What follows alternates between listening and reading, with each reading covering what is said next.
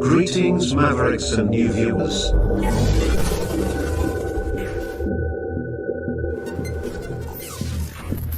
Tonight, direct and live from the Maverick News Network World Studios.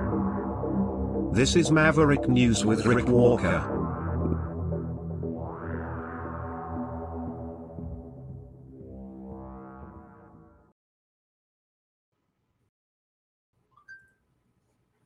Okay, so I don't know if we're actually running on our channel still tonight. Okay, are we running on Rumble? Let me check. I do apologize for the late start again tonight. Yes, we are. Okay, finally we are in business. My apologies to everyone, just catching the program now.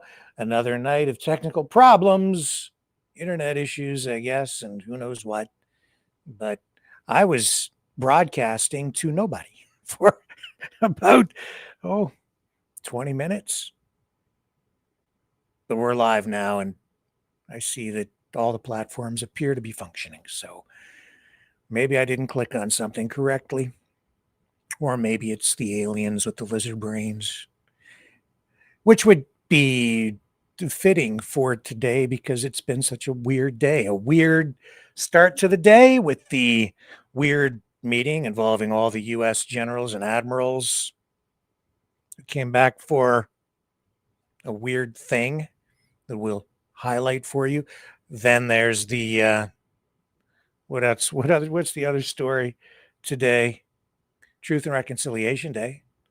Well, that's a somber occasion. So we will dig into all of that. Today's top news stories. Plus, I think we're going to talk about Alice Cooper too, which was a little bit unexpected.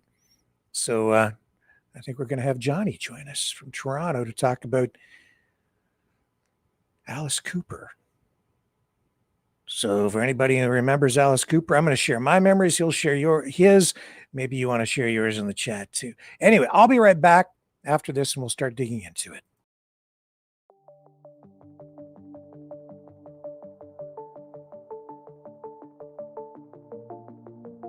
Greetings, brave Mavericks. Our quest for truth continues. We go beyond fake news. Together we expose propaganda. Together we pull others out of rabbit holes. We are maverick thinkers. We are all unique individuals, defenders of individual rights and freedoms, credible, trusted, grounded in reality. Maverick News, defending free speech, Donate at freedomreporters.com. Do it now. Tomorrow may be too late. Maverick News. The world is watching.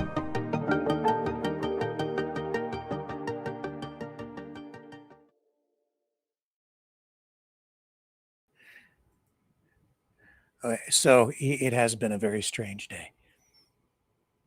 As you know, Trump, Hegseth, brings all these U.S. generals, admirals, military leaders from all over the world, all the way back to Washington for this very important, unprecedented meeting.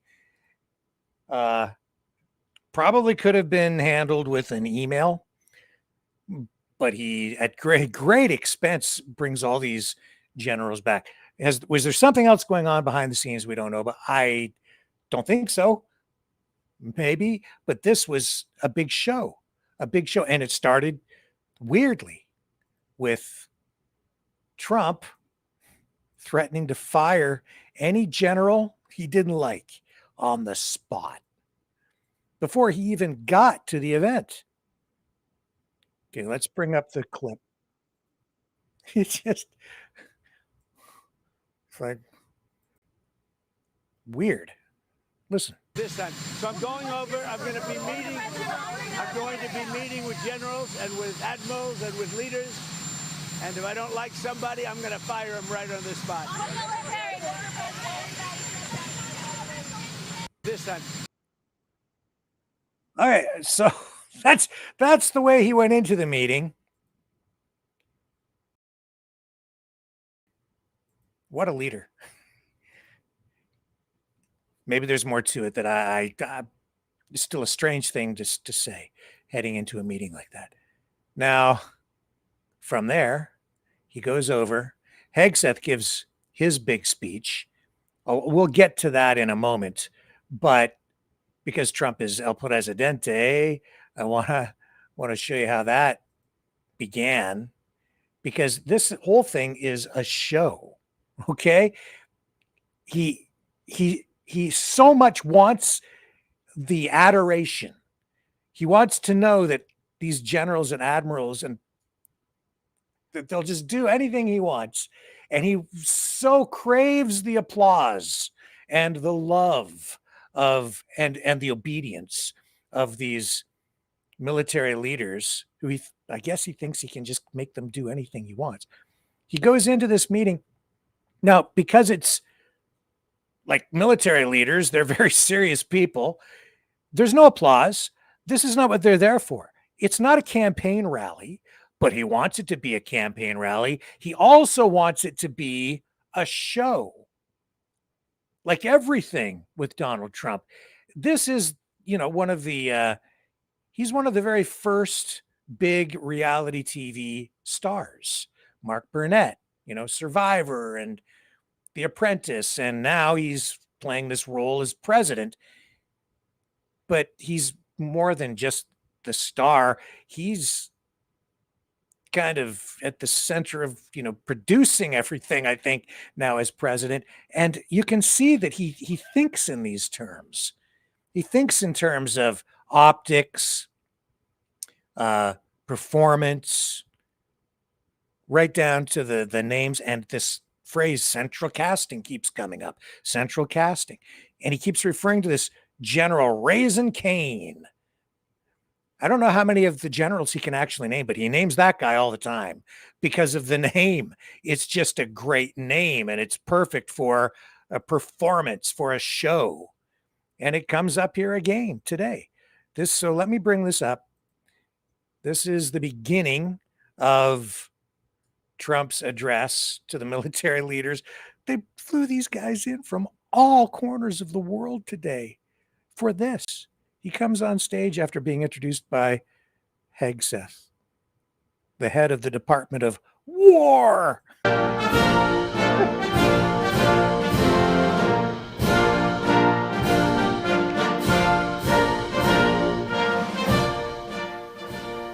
Thank you very much, Pete.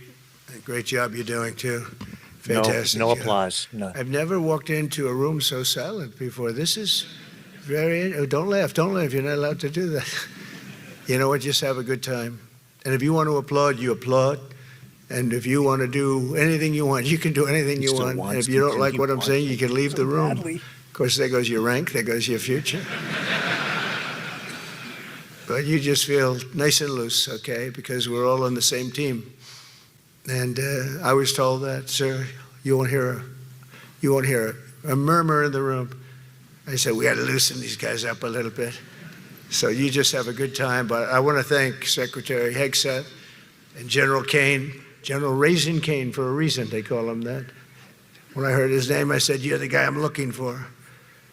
The Joint Chiefs of Staff and so many others in this room who together represent the greatest and most elite fighting force in the history of the world, the United States military. We're very proud of our military. I rebuilt the military during my first term. It's one of the greatest achievements. We had the greatest economy in history, and I built the military. Those are the two things I say more than anything else. And I also kept us safe at the borders. We had very good borders. We didn't have people coming in from jails and prisons and everything like took place over the last 4 years. They'll never forget what happened to this country over the last 4 years with the incompetence. There could be no higher honor than to serve as your commander-in-chief. It is a great honor. Wait for it. And look at you, just incredible people. Central casting, I might add. There it is. To each and every one of you, I thank you for your unwavering devotion to the armed forces and to the country. that we've all sworn a sacred oath to defend. We all have that oath, every one of us. Central casting. There you have it. It's a show. It's a show for this guy. Everything about it is it's like a reality TV show, a movie. It's funny. And then Hegseth today. He also, for me, very weird. These are people that have their fingers on the big red button, right? To nuke the world if they so choose.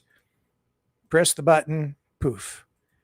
And he goes into this meeting with all these very serious military professionals, and he uses profanity to like emphasize his points.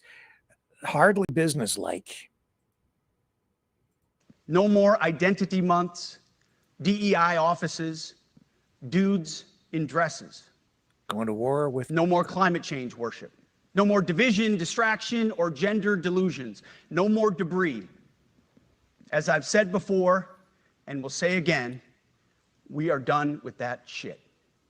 No more identity months. Wow. What? Wow. Okay. It's cool to use profanity. He giving license to, other people to do the same, I guess. You lead by example. That's his example. This is a guy running the military. I don't know. Yeah, I do know. I don't think it's appropriate, but some people like it. Look, just do a scroll on social media here. Look where these clips are loaded. Hegseth is on absolute fire. Hegseth was on fire this morning. Not like, either they're highly critical or on the MAGA side, everyone's like, yeah, this is what we voted for. Right there. I voted for this. And then 1, 2, 3, 4, 5, 6 fires. He's on fire. Okay. If that's what you want, you think that's leadership. I don't see it that way myself. If that guy was running, a corporation, if he was the CEO, I'd be calling for his resignation. Honestly, you don't talk like that. It's unbecoming. And he also, okay, I've got other clips of him. It just right here. He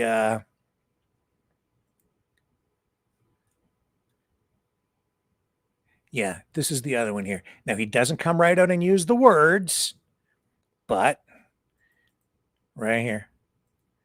For Pete Hegseth, the concept of peace through strength means FAFO, which also really concerns me. To our enemies, FAFO. If necessary, our troops can translate that for you. Another way to put it is peace through strength. To our enemies. One more time. FAFO. If necessary, our troops can translate that for you. Wow. Holy, wow. Wow. That blows my mind. And then, maybe I should show you too. This brought back a memory for me that I'd also seen recently recycled on social media of Pete Hegseth. So this guy's up there on the stage talking tough. Right? Again. Let me find it here for you. You ever see him throw an axe? This was, I don't know exactly when this was, but he was on Fox and Friends. I'll show you. He almost killed somebody right here. This guy, when he was at Fox, as sort of he wasn't one of the main people to be sure, but come on up here. Let's try this one. There we go. Okay. So he's at something called the Battle of the Lumberjacks, and it's an axe throwing demonstration. He's live. With the axe. Who's going to win this battle of the lumberjacks? That's coming up next. I'm putting my money on Clayton.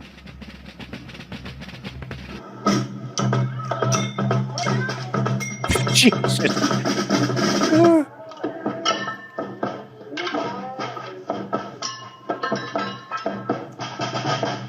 Wow. With the axe. Who's Didn't make it up. It's true. It happened. So that's the Secretary of War. Acting tough. Trump continues. Now, here's the thing that probably has some other people concerned too. He resuscitated the whole Canada as the 51st state thing, as he started in on the whole Golden Dome space defense, missile defense thing again, which is just like irresistibly fluffy, apparently.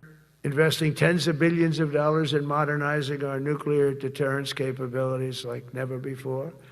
And we've begun construction on what we call the Golden Dome missile defense shield. It'll be the most sophisticated in the world. You watched it do well until they had some problems at the end with a little bit of a lack of ammunition, defensive ammunition, but they've got that taken care of. But I tell you, it's what we're doing is so good, and we deserve it. You know, we help other countries with it. We don't have it ourselves. And Canada called me a couple of weeks ago. They want to be part of it. To which I said, well, why don't you just join our country? You become 51, become the 51st state, and you get it for free. So I don't know if that made a big impact, but it does make a lot of sense. It actually makes, because they're having a hard time up there in Canada now, because as you know, with tariffs, everyone's coming into our country. We have more investment than we've ever had before, $17 trillion coming in. As an example, in 4 years, Biden didn't have $1 trillion. We have 17 trillion more than that in 8 months coming in. And they're coming in from Canada, Mexico, from Europe, from all over. AI, auto plants. Everybody's coming back to the United States. Jesus. Okay, not okay. Not okay.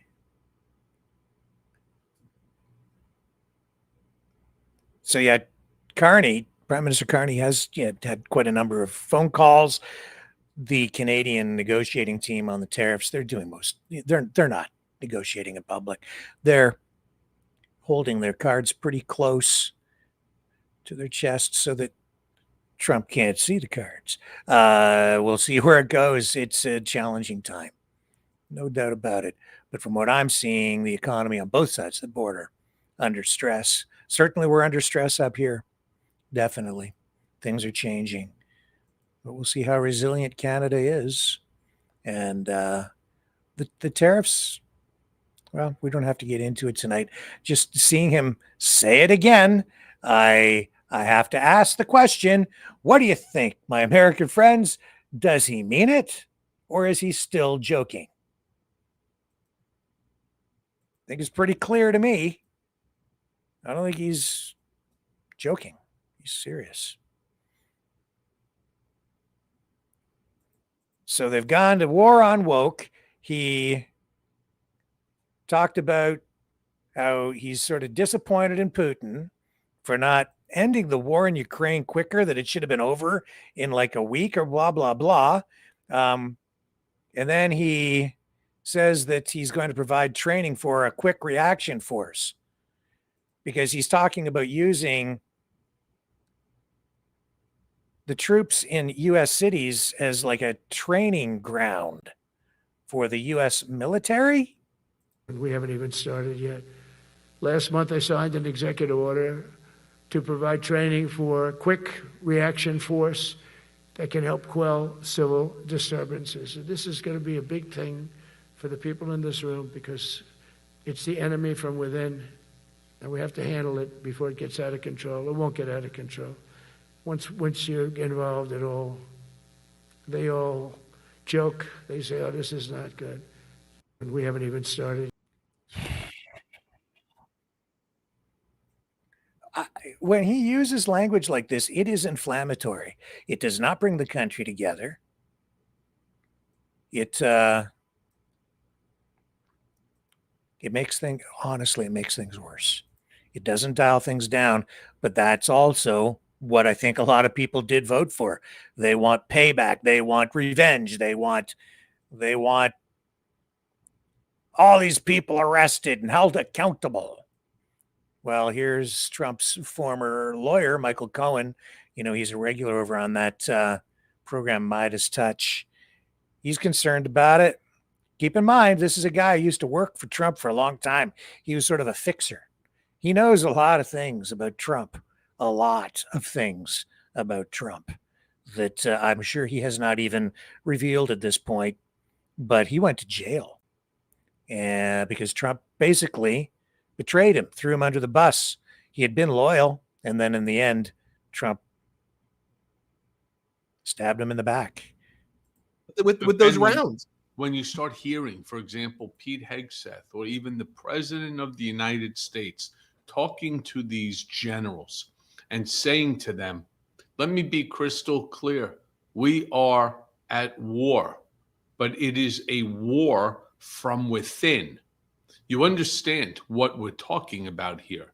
You're talking about the president and you're talking about the head of the Department of War telling these individuals that you're going to be going into the city, despite the fact that you have the posse comitatus. It's not supposed to take place, but there you are going to have to go in and you're going to have to declare to your soldiers that the country is being invaded from within. I don't even know how bad this is going to ultimately be, how much damage, how much death could potentially be on the horizon. When you have a group of individuals armed to the teeth with these assault rifles coming in packs of 25, packs of 50, coming after U.S. citizens because they don't ascribe to this administration's orders or their dicta. And then all of a sudden, you're in an armed conflict with your military. That I can assure each and every one of you is not what any one of us would call a democracy or a democratic republic. That I could be certain about. And the fact that we have Pete Hegseth, who is leading this charge, who continues, as he did in that hour-long speech, which was fraught with racist undertones, sexist undertones, homophobic, transphobic undertones. As I watched it, I viscerally felt sick. I can't believe that this is actually happening in the United States of America. If you told me that this was happening in Venezuela, I would have said, okay, yeah, I get it. If you told me this was happening in North Korea, absolutely, I would expect nothing less. But the fact that you have the head of the Department of Defense making these types of statements to the highest brass in our country, respected military men and women who have dedicated their lives to protecting this incredibly sacred document. Pete, on behalf of all of the brigaders, on behalf of all of America, even those that right now don't know it, fuck you. You are destroying this country by going along with this Project 2025 game. It's not going to work. I'm telling you, it's going to get real ugly on the streets of America, but no chance in the world is it going to work. And again, Pete, on behalf of everybody, you're a real fucking jerk off.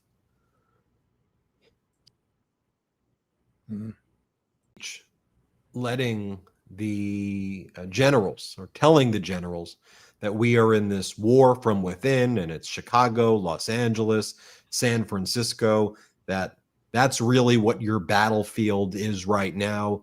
It is American cities that Donald Trump doesn't like. Here, let's play that clip. What they've done to San Francisco, Chicago, New York, Los Angeles, they're very unsafe places, and we're going to straighten them out one by one. And this is going to be a major part for some of the people in this room. That's a war, too. It's a war from within. Controlling the physical territory of our border is essential to national security. We can't let these people in. So,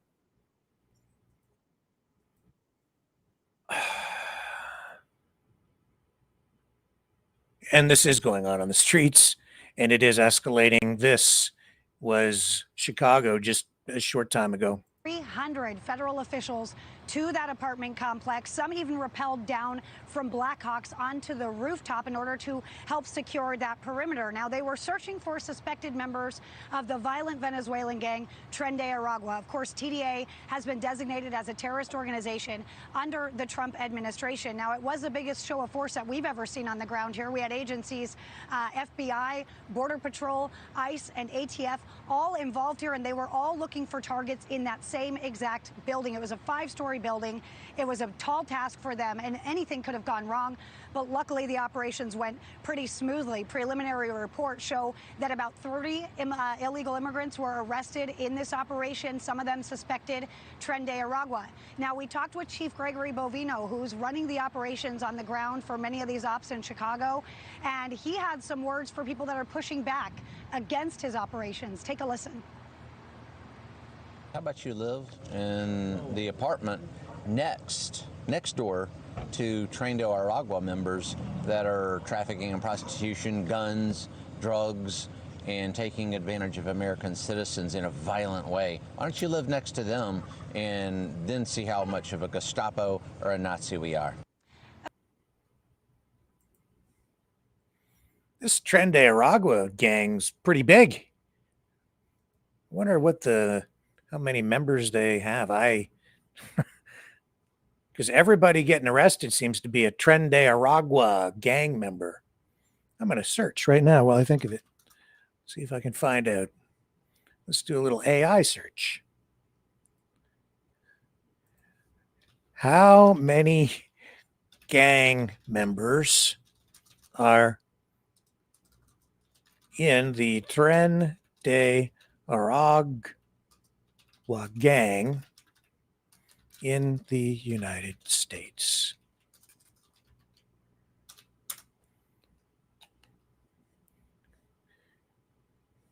And the answer is, exact figures challenging. Don't quite know. U.S. Department of Homeland Security in 2024, 100 active members out of 600. Can't be possible. Got to be more. Heritage Foundation says hundreds. Washington Post, March 2025, a few hundred tied to the gang. Miami Herald, 1,800 tracked. USA Today, 135 confirmed arrests prior to 2024. Post-inauguration raids, 394 arrests. So consensus range, let me just go to the conclusion here.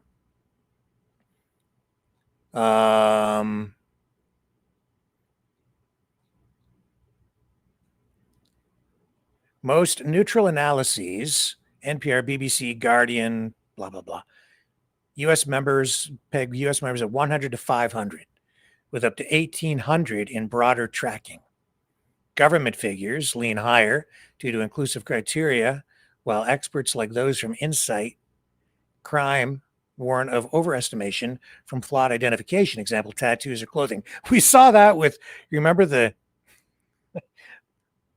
letters on the fingers that he said was a tattoo and it wasn't. It was actually letters in a graphic on the photo. Anyway, that was Trump. The gang's U.S. footprint is smaller than in Peru or Chile, where cells number in the thousands regionally.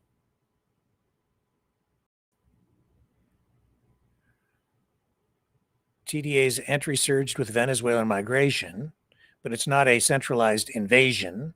I'm just reading. Don't shoot the messenger, MAGA people. Members often act opportunistically, not under direct Venezuelan government control.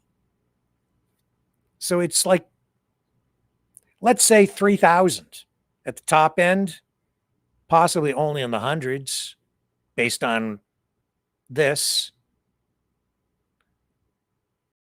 Challenges in counting and concerns, over underestimation, Trump administration rhetoric, example, thousands invading, amplifies threats for immigration policy, but experts like the New York Times op-ed call it a boogeyman, misidentification risks. Even if you err on the side of, saying the New York Times is biased, I don't know how you get to the kind of numbers that I think that we're being led to, that they expect us to believe here, justifying all these arrests. They're all Tren de Aragua. This guy's Tren de Aragua.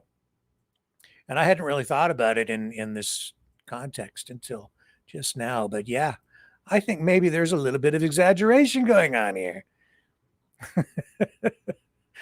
I shouldn't be laughing. It's not funny because people are at each other's throats in the streets, and it's got us on the verge of a civil war, and you can see where it's coming from, can't you? But some people like it. Not me. I don't like it at all, and I don't like the way it's spilling over into Canada. Yeah,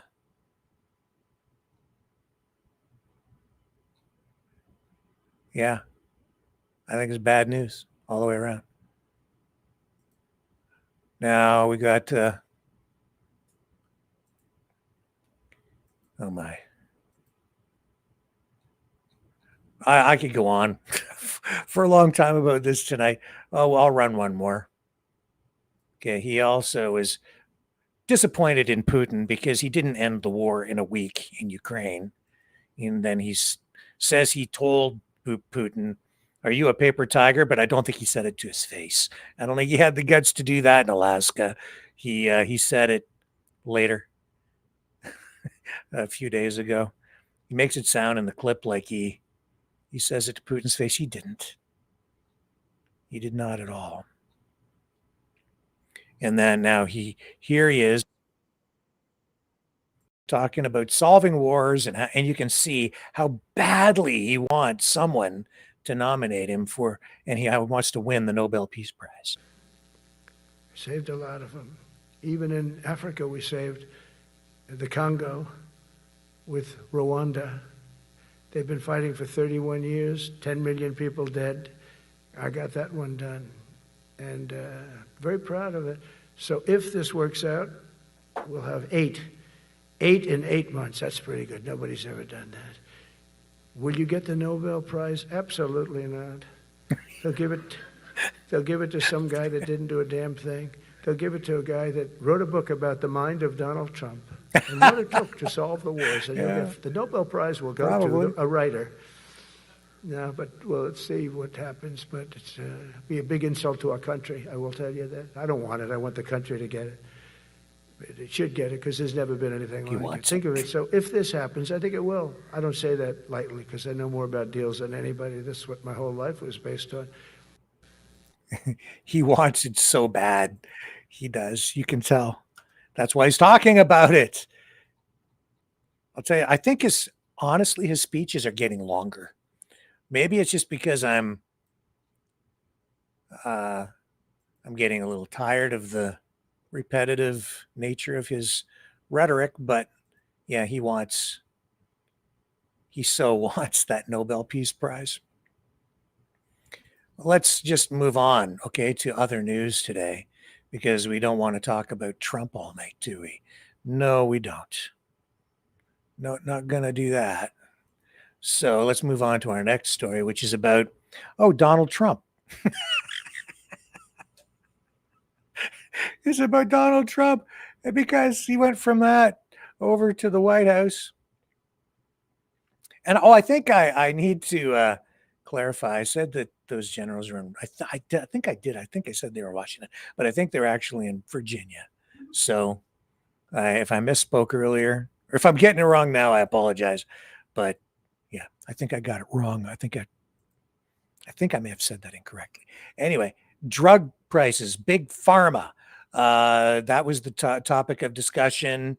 The drug manufacturers, they actually price adjust their pharmaceuticals for different countries based on ability to pay. And so in the US and in first world countries, prices are higher. In Canada, our prices are a lot lower for drugs than they are in the US. Trump wants to end that. He's imposing big tariffs on Canada for pharmaceuticals manufactured up here. Some people have actually been purchasing pharmaceuticals from Canada, American citizens, because they've been able to get them cheaper. Anyway, he wants to end all of that. So today he had an announcement regarding all of that in the White House.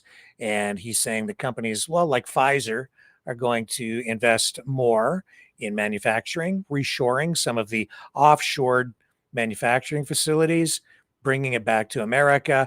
And then he's trying to equalize the pricing so that the U.S. consumer will, I guess, I don't know what's actually going to happen is the U.S. consumers might pay a little bit less, and people in other countries, in developing countries, are going to end up paying a whole lot more. The reason the pharmaceutical companies and the healthcare community in general the reason they worked out this lower price mechanism for developing countries and less prosperous countries is because they're trying to reduce the spread of diseases so that you can get drugs needed in countries to people who need them to keep them healthy so they don't get sicker and spread more disease. That's the real reason why it's done, to make sure that people who need help can get help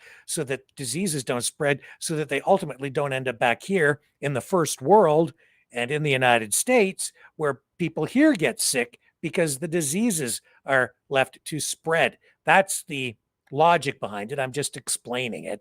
Trump only sees it, though, as some sort of a transactional business arrangement. And I had a news conference that I explained it was 1/10 of 1%, but it was down. And here we're talking about, in one case, over 1,000%. This is a critical step forward to our work and to improve healthcare and hardworking, low-income Americans, especially low-income Americans, who will be helped so greatly. In addition, Pfizer is agreeing to provide some of their most popular current medications to all consumers at heavily discounted prices of anywhere between 50 and even 100%, and that's off the price.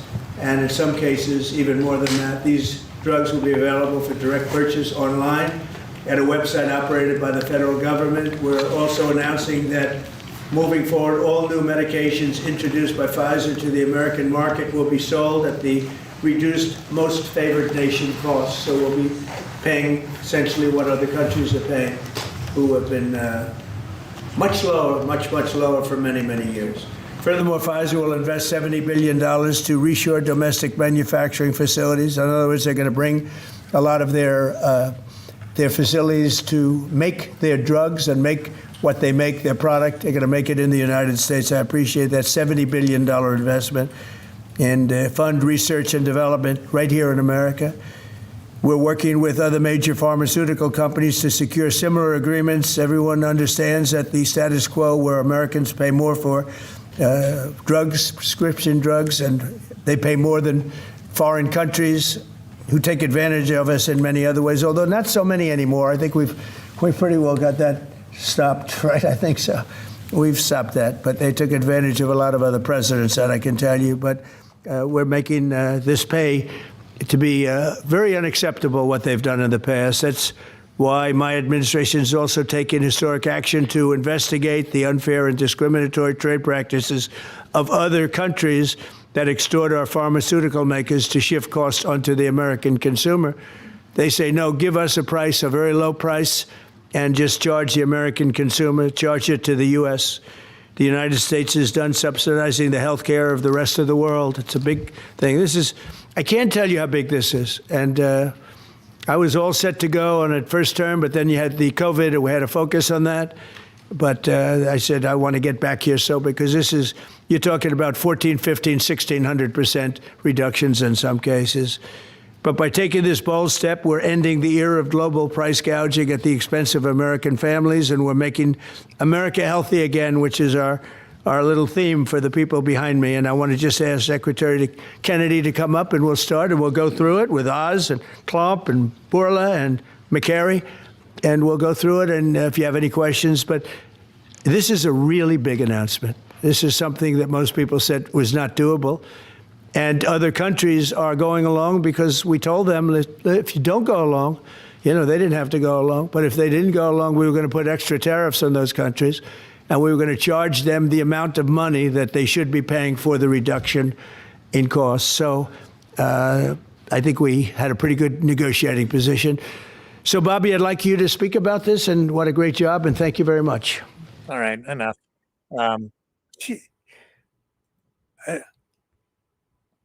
Yeah, okay. It is what it is what they say. That's whatever that means, which is to say that, Trump is in a strong negotiating position. So that's why they put another 10% tariff today on Canadian lumber. I don't know if it was today, but he's done that. That's new. Another 10% on lumber. Why? They're too woke. Don't like it. And we're at war with woke. From within and from without. So we'll see how all that goes. Good for, consumers, get lower prices. Maybe, I guess. Maybe not so good for the whole world as a whole. And we'll see if the diseases come circling around and if this comes back to bite America on the butt in the end. Truth and Reconciliation Day in Canada. Let's take a look at that. So different people have different feelings on this. And here we go. This is what it looked like today. Of the National Center for Truth and Reconciliation, where Mark Carney, Prime Minister, was guest speaker.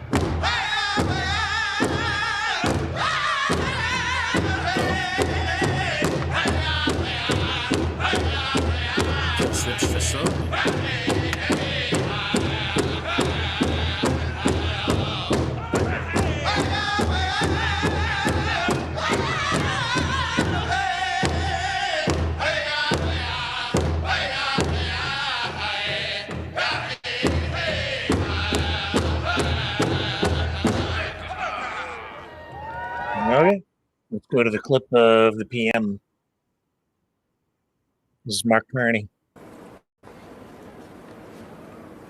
We're gathered here today on the traditional unceded territory of the Algonquin Anishinaabe Nation. Your Excellency, the Governor General, colleagues, esteemed guests. On this day, both solemn and hopeful, Allow me to begin by painting a picture that illustrates our journey. At the beginning of my mandate as Prime Minister, I had an Indigenous painting installed outside the Cabinet room behind us in the West Block of Parliament. It's called A Brief History of the Northwest Coast, designed by Luke Parnell. And it depicts a painful part of our shared history through 11 wooden panels with images inspired by the design on the bent wood boxes and feast bowls of the Nishka and the Haida. The first few of those panels burst with vibrant colors. And then, with contact, those colors fade until the middle ones become smothered in white paint, a culture literally whitewashed. The final panels begin to resemble the original glory, with image, though marked by what has been endured, that are renewed and resurgent. This painting captures the pain of suppression and assimilation, and the possibility of reconciliation and renewal. That possibility rests on truth. Truth is the foundation of justice. And the truth is, for more than a century, this country ran residential schools. Over 150,000 First Nations, Inuit, and Métis children were taken from their families and their communities, torn from their languages, their cultures, and their identities. Les pensionnats représentent l'architecture d'une politique d'effacement. Ce n'est pas un chapitre lointain, mais une vérité qui perdure. Residential schools are a truth that survivors have carried with them when others would not. A truth recounted more than 6,500 times before the Truth and Reconciliation Commission, so we could no longer say that we did not know. On this National Day for Truth and Reconciliation, we honor survivors and the children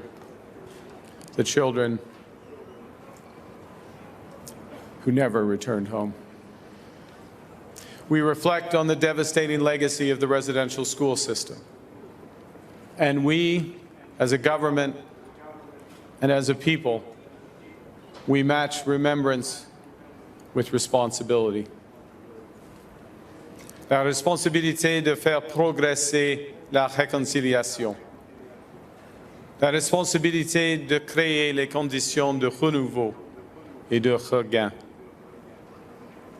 Canada's new government is moving forward on the Truth and Reconciliation Commission's calls for action. We're advancing the calls for justice from the National Inquiry into Missing and Murdered Indigenous Women and Girls. And we are implementing the United Nations Declarations on the Rights of Indigenous Peoples Act in partnership with Indigenous peoples.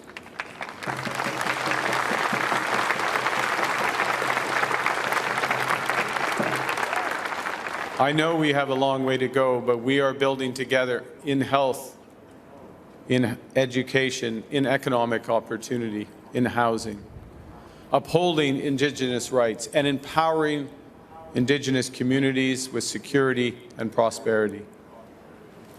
Le nouveau gouvernement du Canada sera, lui aussi, un partenaire indéfectible, en respectant l'autodétermination, en reconnaissant que le partenariat commence par une compréhension partagée et en faisant de l'équité et de la participation autochtone une priorité dans la construction de notre pays. Merci.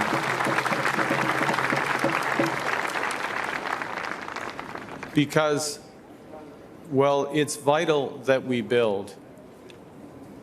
It's more important. It is vital how we build. With Indigenous leadership, Indigenous prosperity, Indigenous opportunity. These must be foundational from the start.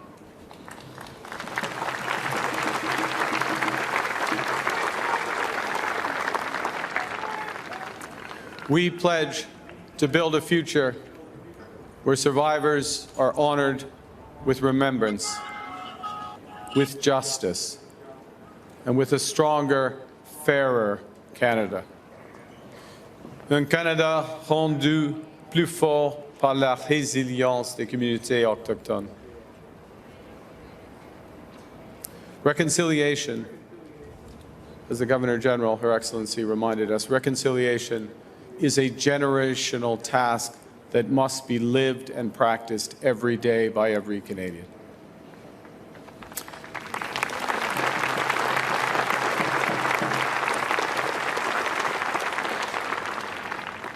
And it's that point. That's why I began with the painting. That's why the pain of the repression and the possibility of renewal are the last images that I, as Prime Minister, and my ministers see before we enter the Cabinet room to take some of the most important decisions in this country. It's there so we remember what came before us, and so we are seized with the task ahead of us. We will not fail you. Merci beaucoup et vive le Canada.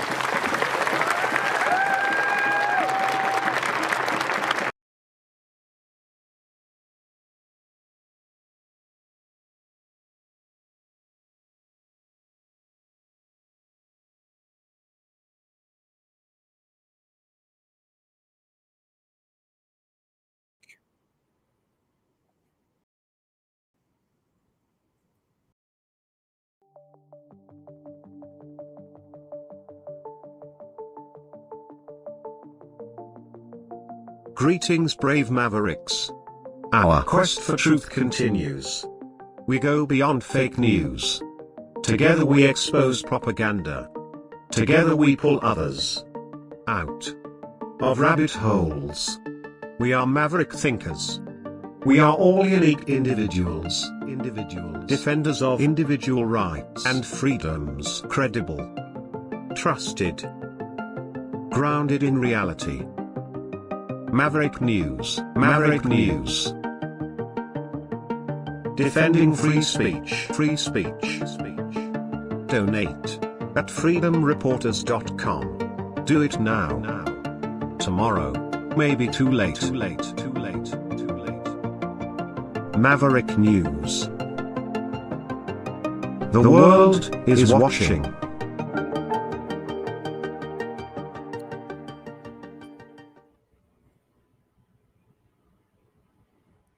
I'm back, and sorry about the muted microphone. Thank you for the call to tell me that I was muted. I am still getting the phone line set up. We're going to come back on the other side with Johnny, who's going to talk to us about Alice Cooper. I think he's going to be there. Hang on. I'll be right back as soon as we get it set up.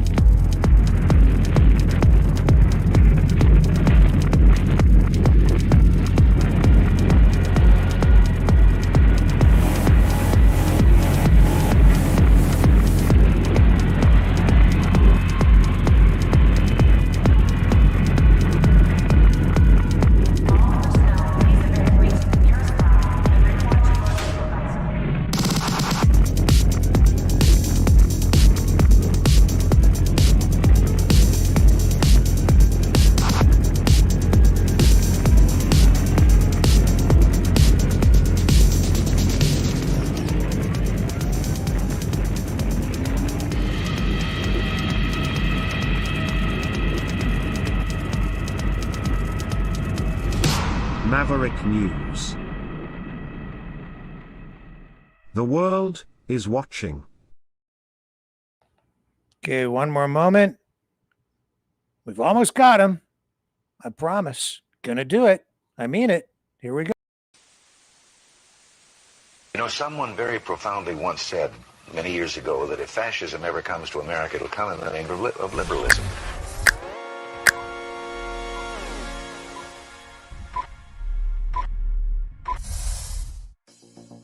Well, I think it's time we ask ourselves if we still know the freedoms that were intended for us by the Founding Fathers.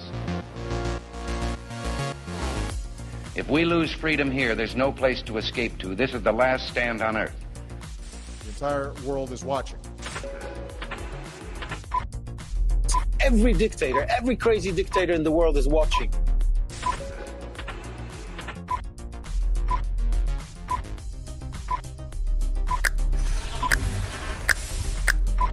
The world is watching. On TV. The entire world is watching. On social media. But the entire world is watching, and yes, they are seeing what we have apparently bravely been willing to say that others are thinking. Stand for freedom. Literally stand for freedom. Let's get this done. The entire world is watching. We're at war with the most dangerous enemy that has ever faced mankind in his long climb from the swamp to the stars. Maverick News. Maverick News. Maverick News. Let me have more control of my own destiny. The world is watching.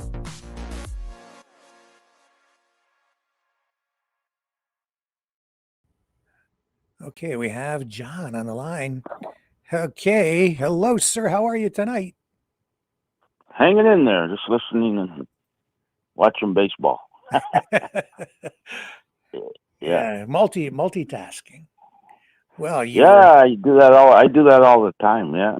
So you sent me this clip, which caught my interest just before. Well, actually, that's the full show. Is it? Okay. This is Alice Cooper. And I sent you both shows last night. Yeah. So what's this? It said last show. I don't know what that means. Does that mean that Alice Cooper is retiring? Is this his last show? He's 77 years old. I don't know how much more he can go. He's still. Plus, you look at that black girl, the white girl with the black hair. That's his girlfriend. She's pretty young, man. So he's probably busy with the guy. The guy's worth like $70 million. You know, I don't think he needs any more money. Wow. Well. Yeah, you piqued my interest. I don't think 77 is that old for someone as undead as Alice Cooper. Undead. Yeah, he's a Christian, you know, and the guy, he's playing this mortgage guy, you know, like, man, hey, listen, the first time I got into Alice Cooper was in the 80s when he put out that album, $1 Billion Babies. Yeah. I started getting into them, and then the first show I went to was Welcome to My Nightmare. Yeah. And every show is almost the same. Like, he hasn't really changed much. He was born in Detroit. You know, the guy's a Detroit rocker there, and it was crazy last night. Fans all excited. After the show, I was asking everybody, who you like better, Judas Priest or Alice Cooper? You know, everybody was. I don't think anybody didn't like the show. I didn't see anybody leave. So it was. So where did you see this, John? Is this show? Molson Amphitheater, Toronto downtown, and beat the lakefront there. You know. So this link, the best venue to see a show, Budweiser Stage, best venue. So this link that I got up on the screen, I don't think that's from the show you went to. This is from New Jersey, I think, is what it says here. Is that right? A YouTube clip? Alice Cooper? Yeah. No, the full show. You watching the full show? I don't know. I think you sent me three different links. Yeah, they were just clips of a show, but here, I was thinking of you when he played Frankenstein. Feed my Frankenstein. Yeah. I was thinking of you and those ostriches. Oh, okay. I knew we were going to go there. I don't want to. Though. I don't want to talk about it. I don't want to talk about it. No. Leave those birds alone. Hey, teacher, leave those birds alone. He played that.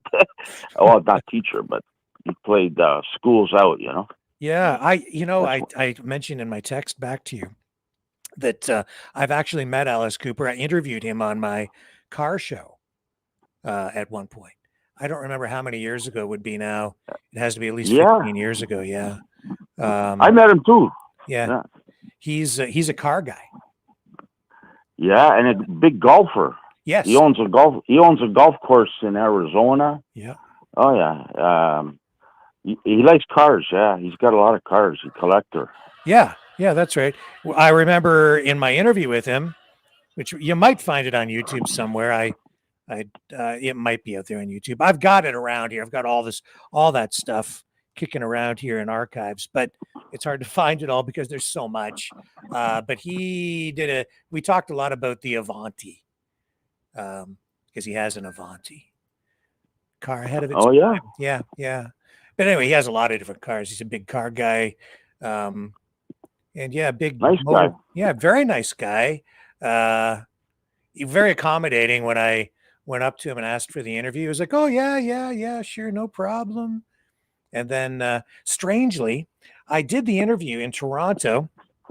I was at a comic convention. And that's where I did the interview with him.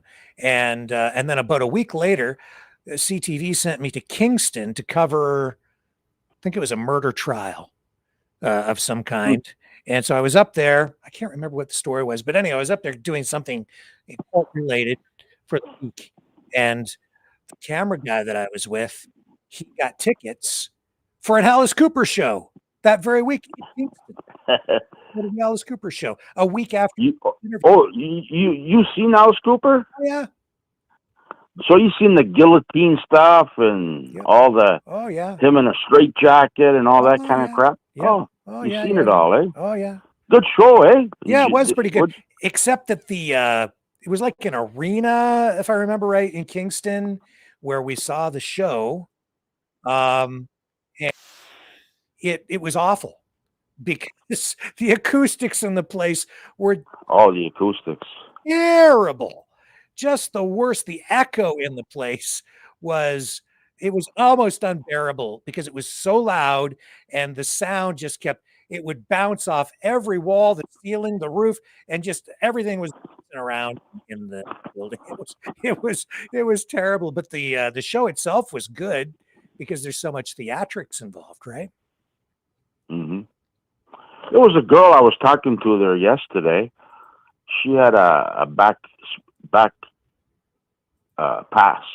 Oh yeah. And for Alice Cooper. And I talked to her. I said, "Did you meet him?" She goes, "Yeah, he's a very nice guy." I said, "How much you pay for the pass?" She goes, "Well, I bought it before Christmas. It was $500, but it's probably around $1,000 today." Just to go shake his hand. Yeah. No frickin' way, Brick. I'd pay anybody $1,000 to shake their hand. Yeah, it's amazing how much people will pay to do that sort of thing at those comic conventions. Like I don't remember how much they were charging, hundreds of dollars, as I recall, to get an autograph from Adam West, Batman, and Burt Ward, Robin. That was in Novi, Michigan, one day when I was there, and they were lined up out the room, out the door, outside, down the side of the convention center, all lined up to get an interview with Adam West, Batman, and they were paying big money. And I'm like, I'd like to meet him. I've interviewed him too. I'd like to meet him. Yeah, he's pretty cool. He was pretty nice, except the problem is he's no longer with us. No, but yeah, I'd like to meet him. Yeah, he would have been. Alice Cooper. There's a place on Yonge Street. It's called House of Lords. It's not there no more. They built a condo, but I used to go get my hair cut there, and I knew the owner very good. We used to talk all the time. And he told me, "Come by Wednesday. Alice Cooper's coming in to get his haircut." Oh. I said, "Oh." And I was there, but I couldn't get his autograph. He had a lot of people around him. Oh, yeah. And they got his picture up there and everything. And, that was...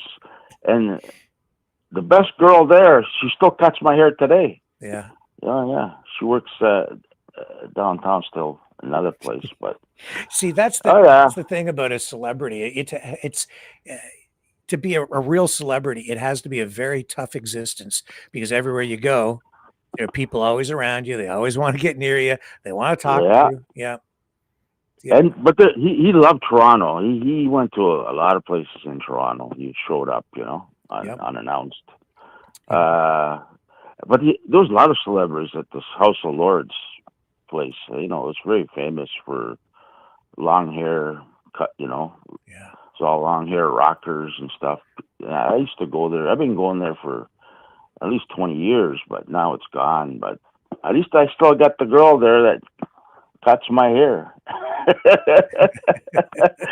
I just seen her a few weeks ago. Actually, I went down and got my hair cut.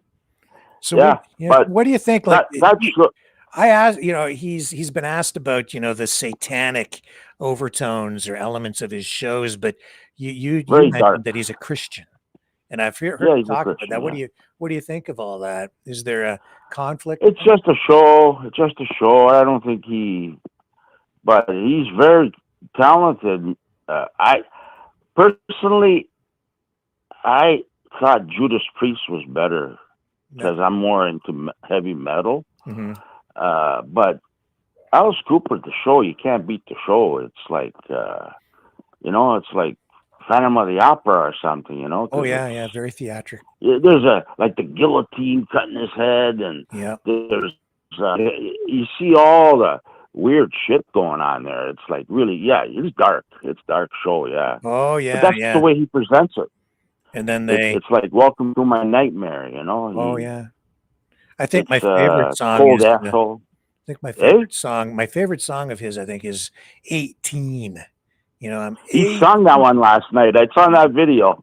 Yeah. He had a crutch in his hand, shaking it up and down. He always has something in his hand, he had a crutch for that one. I'm 18, I like it. Yeah. I wish I was 18 again. Well, yeah, I'd love to be 18 again. That was the good old days. And they still do the balloons too. They put the balloons out in the audience. I see there. Yeah, they did that. The ending was pretty good. They had a choir from Toronto. Oh yeah. I see them there. Yeah. They played Schools Out. Yeah. The choirs hang with him. Is that what they were doing?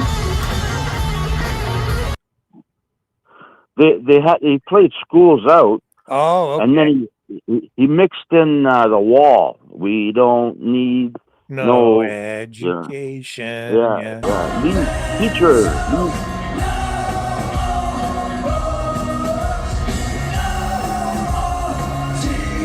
Yeah, that's The Wall there. That's part of The Wall. He mixed that in there. Eh? So he's got the choir singing. It sounds like the crowd singing along too. Yeah, he's got the choir in the background they're from somewhere in Toronto. He mentioned them. I don't know where the hell they were. Yeah. But cool. It's like a horror show, man. It's like Rob Zombie. I've seen him so many times. I love horror shows. Oh, look at that. He's got fireworks up on the screen anyway. Did they have fireworks? No, it was on the screen, yes. Yeah. On the screen. So it wasn't the screen was amazing. Memorial? The whole back. I'm sorry, I couldn't resist. I couldn't. I tell you something. Yeah. Something really strange happened to me last night. Yeah. Going home, we took the GO train, and we got off. I'm not going to say where, but anyways, we walking along to go get my car because I parked it at this girl's place, and they wanted to go in for a beer. It's 1:30 in the morning. And the bar was open. I said, I've had enough beers, man. I'm going home. Come on. Anyways, we went in, had a beer, and I ran out of smoke, so I asked her for a smoke. I was drinking a pop, club soda. I go outside, have a smoke. The store next door, they had Frankenstein, a big 3D, the nose, a witch's nose hanging out, Frankenstein hanging up. All this Halloween shit in the window, eh? Mm-hmm. And I'm looking at it, and it looks pretty amazing, this store, but it was dark. I see my reflection on the glass. It scared the fuck out of me. Oh, sorry, excuse that. It scared the hell out of me. I thought somebody was inside looking at me like a monster or something. And I go, holy mackerel, I'm getting the hell out of here. So I stood back in front of the bar again, finishing the cigarette. All of a sudden, everything went black. All the street lights, all the power went out everywhere. It was totally pitch black. Right after I seen my shadow on the thing, I go, what is this, an omen? I go into the bar and say, let's get the hell out of here. Okay? There's no power. Where are you guys? Let's get the hell out of here. Well, I'm almost done. I said, forget it. Take it with you. Let's get out of here. You know, I said, I don't feel safe in this out there. It's like, there's no lights. I don't feel safe. Let's go. And finally, we got out of there and we walked. As soon as I got to her place, the power came back on again. It was about 20 minutes. But that freaked me out there, Rick. Like, I seen my shadow on the glass, but I didn't know it was me. And I thought it was some ghost back there. You scared I'm yourself. serious. It scared the crap out of me, man. I don't get scared too often, but that scared the hell out of me. I was by myself, you know. Yeah. And it's 1:30 in the morning, nobody around. The place was like Monday night. This was dead zone.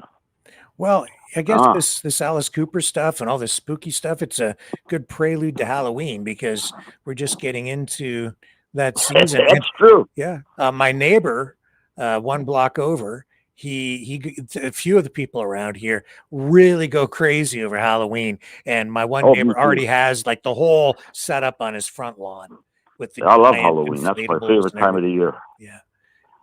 You know, it was I don't think anybody was disappointed. It was packed.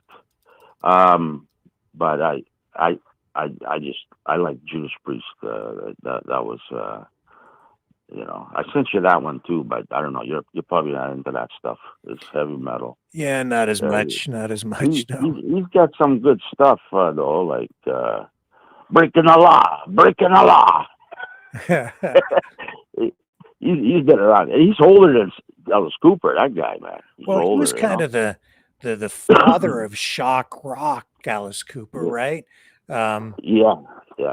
And I can take Alice Cooper because he tempers everything that he does. He states that he's a Christian. He's not really serious about all the Satanism. It's a show. It's theatrical. So I'm not so sure about people like Marilyn Manson though. Have you seen him? I've seen Marilyn Manson dozens and dozens of times. That guy, when he started off, he was amazing. Now he's too like again, he's another Christian. Look at these guys. I don't get it, Rick. You're another Manson Christian. Just creeps me right out. Oh yeah, he's good though. He's good live. I like this dark shit live. There's another band coming here. It's called Ghost, and they're really freaky, man. It's called Ghost. I don't know if you ever heard of them, but they're a really freaky band. Another one like this, and I want to go see them. But you know what? They said no phones allowed. You have to check your phone they lock them up or something. And I said, well, how am I going to get in without a phone? The passes today are all on the phone. I said, there's no fucking no way I'm going to leave my phone with somebody else. That's my phone. It's staying in my pocket. So I got to have to get somebody else to buy the tickets and get them to use and they can check the phone in. And I won't even bring my phone. They don't want people taking pictures and videos, eh? Yeah. Ghost. Marilyn Manson. I'm just looking online here. I was trying to remember who his girlfriend was, and I think he hanging out with like Lindsay Lohan at one point. Yeah, he's had all kinds. Like, this guy gets the babes. I'm just looking online. It's like, holy smokes! And I'm like, he creeps me out. I wouldn't want to be his girlfriend if I were a girlfriend.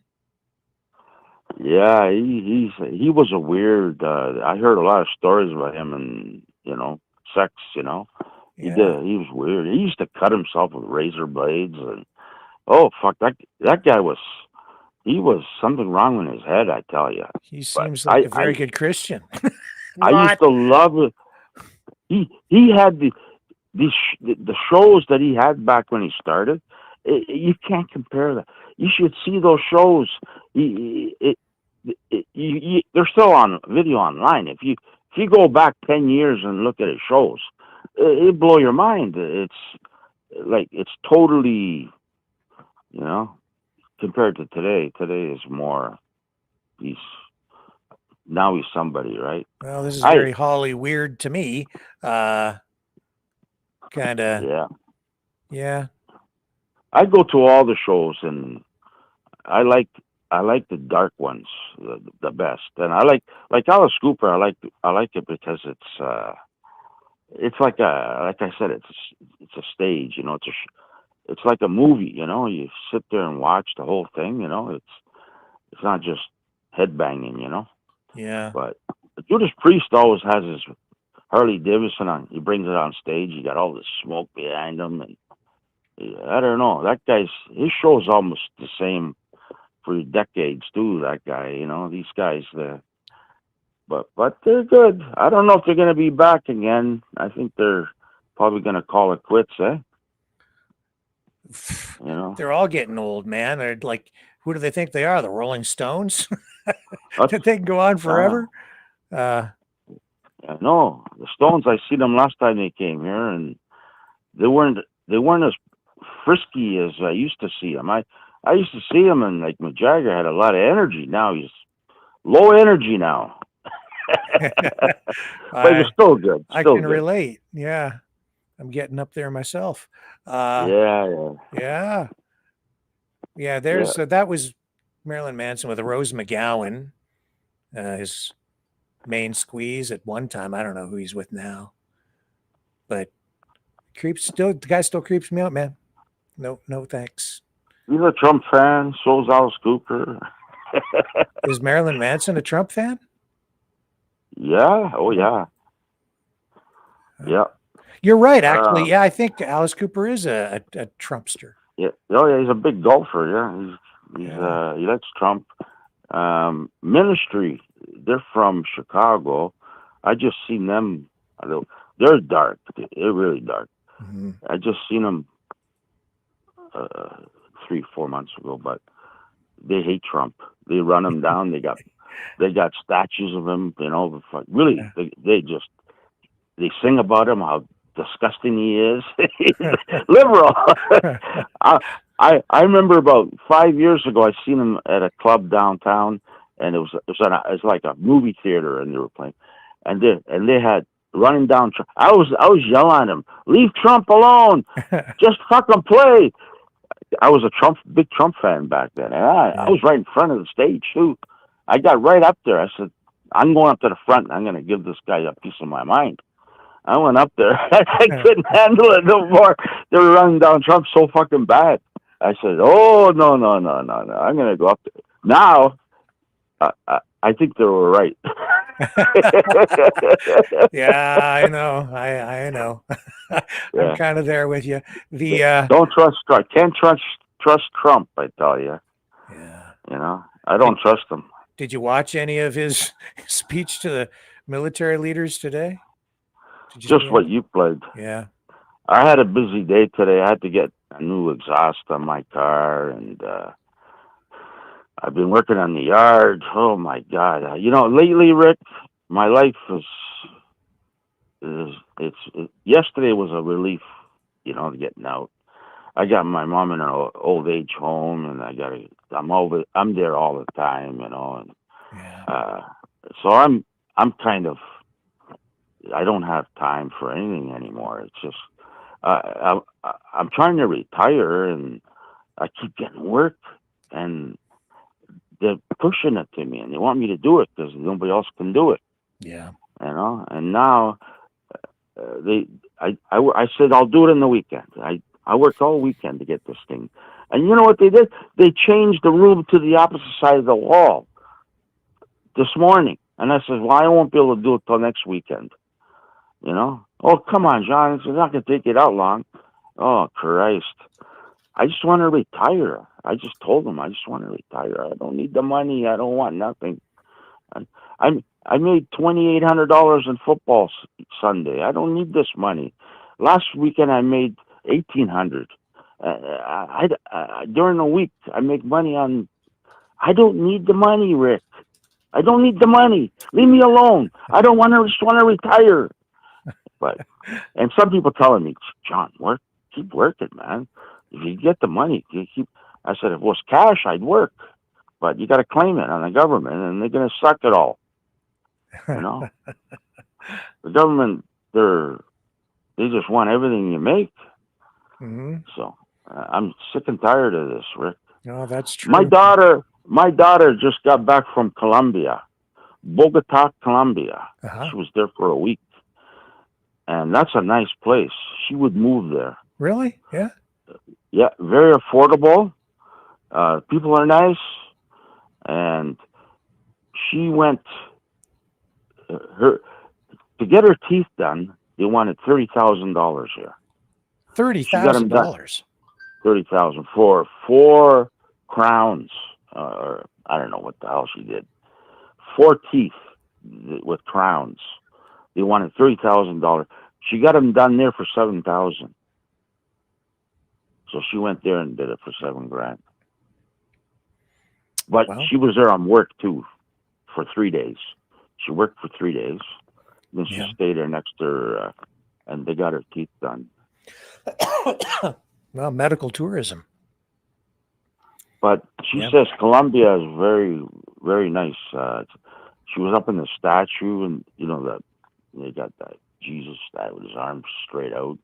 Oh yeah, It's like 10, 30 stories high. I don't know, but she walked up the mountain to this thing and on the ocean. She says it's very nice, very beautiful place, and it's very cheap. You can get an apartment there for like $400 a month. Oh yeah, yeah. Yeah, food's cheap, very affordable.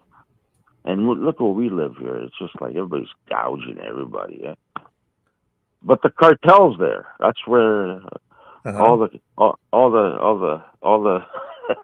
stuff that Trump don't like comes from there, right? That's what he says. Well, that's the. Yeah, that's where not Venezuela, Rick. Comes from Colombia. Yeah. Colombia. It's a big drug country, that's for sure. But I told her to be careful, and she went with her friend anyway. So. Yeah. Well. Yeah. I mean, I keep saying I'm going to finish this. I did actually run a bunch of the stuff out of Costa Rica, but I have more I could show people. I never. You said you were going to do something. I've never seen it. You said you were going to put something together. Yeah, I know. I've got it all. I did run stuff the one time, but I have even more that I was going to put together in a larger, longer thing. I keep every day. I'm like busy with the news of the day, and I've got all these other things. I'm trying to get the War of the Worlds thing done too.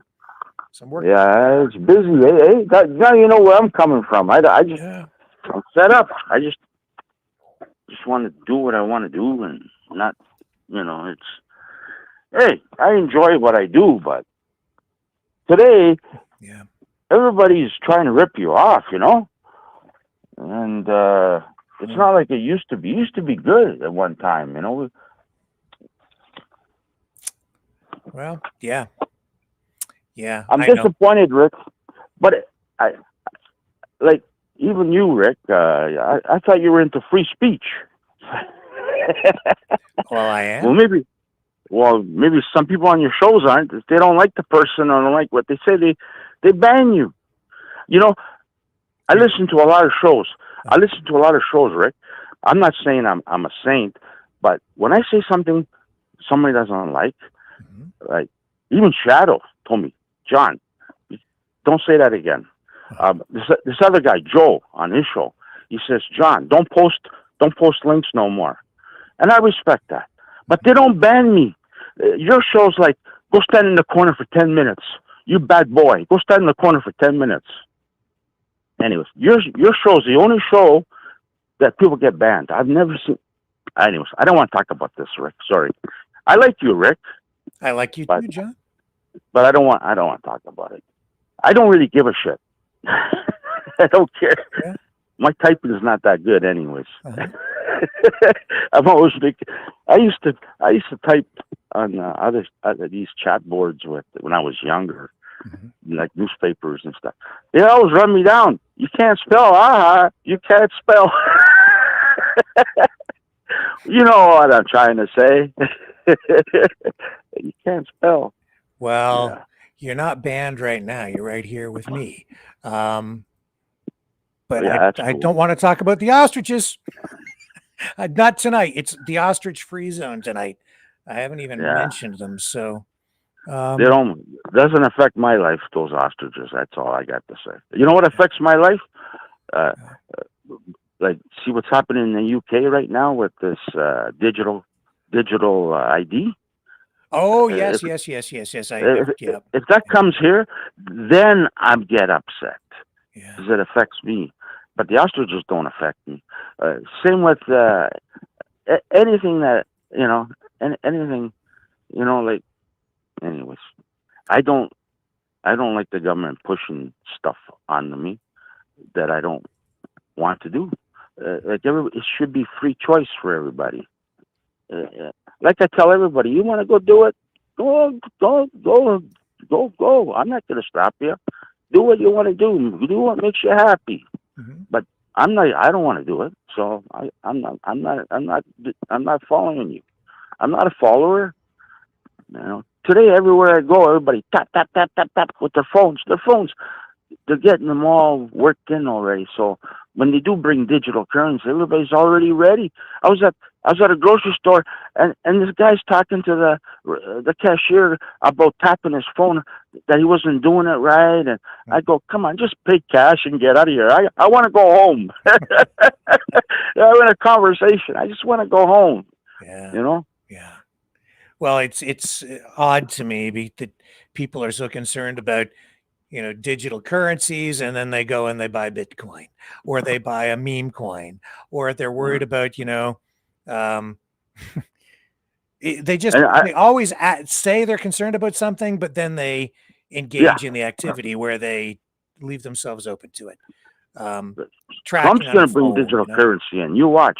Trump's going to bring digital. I don't trust that guy. Yeah, I know he's doing it to us. He's I don't. Guy. He's sneaky. He's just like that. Israel there about Gaza. That speech. Yeah. Did you hear that speech? He's 20 points. 20 points. Who the right mind would agree to those 20 points? There's no way they're going to do that. No way. No, you gotta have rocks. But then they blame Hamas. They don't want to agree. It's no question fuck no, not in your terms, man. Yeah, it's no question. Why don't they get a neutral country to write up to 20 points? Right? That makes more sense to me. Because it's a setup.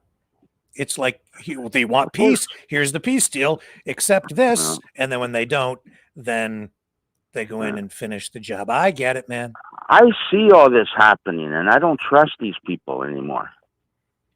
Okay, Rick? I don't trust none of these people anymore. And this is where our government, their government, it's everybody. It's just, I don't trust them. Mm-hmm. They're all sneaky, and it's just, this is the world we live in today. Yeah, well, as much as you got upset with me, I did say from the very beginning that Israel should not have gone in there the way that they did. I don't agree with what happened on October 7th either. And that anniversary is, only now 7 days away. So we'll be hearing a lot more about that. But the response to it has been completely improper too. So I'm not happy either way. But Hamas hasn't agreed to nothing, though, right? No, I don't think they've even responded to it yet. No, I don't think they will. Mm-hmm. Only if what's that other country there, Commodore? What's that other Muslim country there where everything comes out of? Qatar. If they force Hamas to do it, then Hamas will do it. I think. I think if they force them to do it, to take the deal, but I don't think they're going to force them to do that. I think they see through the line too. Right? They're reading between the lines, and they're saying, "Nah, it's a setup." Right? That's all it is. It looks like it to me because I look at the deal and it's not a deal. It's, I think Trump wants to build his resort in Gaza. So, and I don't think he's joking about that either. His son-in-law's already got all the plans, and he's got the construction crew ready to go. Yeah. He's ready to go, man. That guy. It's grotesque. I can't believe it's just, what the hell are you talking about? It's also weird. Yeah, you got it right. Yeah, very. You're starting to see the light now, eh? Well, with the no, U.S. empire. I just think, John, sometimes you're just a little too hard on me because I don't go as hard as you want me to go. But I never Same with Venezuela. Venezuela's a big setup. That's all it is. Yeah, well, I called that. Steal their oil, steal their resources. Oh, yes. That's all it is. Yes, I agree. 100%. The whole pretext of the drug cartels and everything. Yeah, there is an issue there, but I don't think you need the whole half the U.S. Navy to go down there and blow those boats out of the water. Like, it's like, what the hell are you doing? I don't know. I'm really disappointed with this Trump. I used to be a big Trump fan.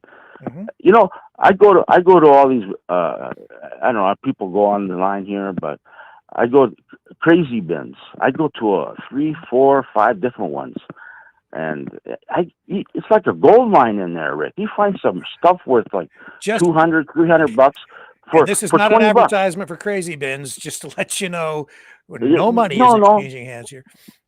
No, people can check it out. You don't have to buy nothing. Yeah, I know. Yeah. But it's like a gold mine, the stuff you find in there. Yeah. But what I'm trying to tell you, I went to one, and all I've seen, well, not all, but I've seen so many Trump hats, Trump flags, Kamala Harris flags.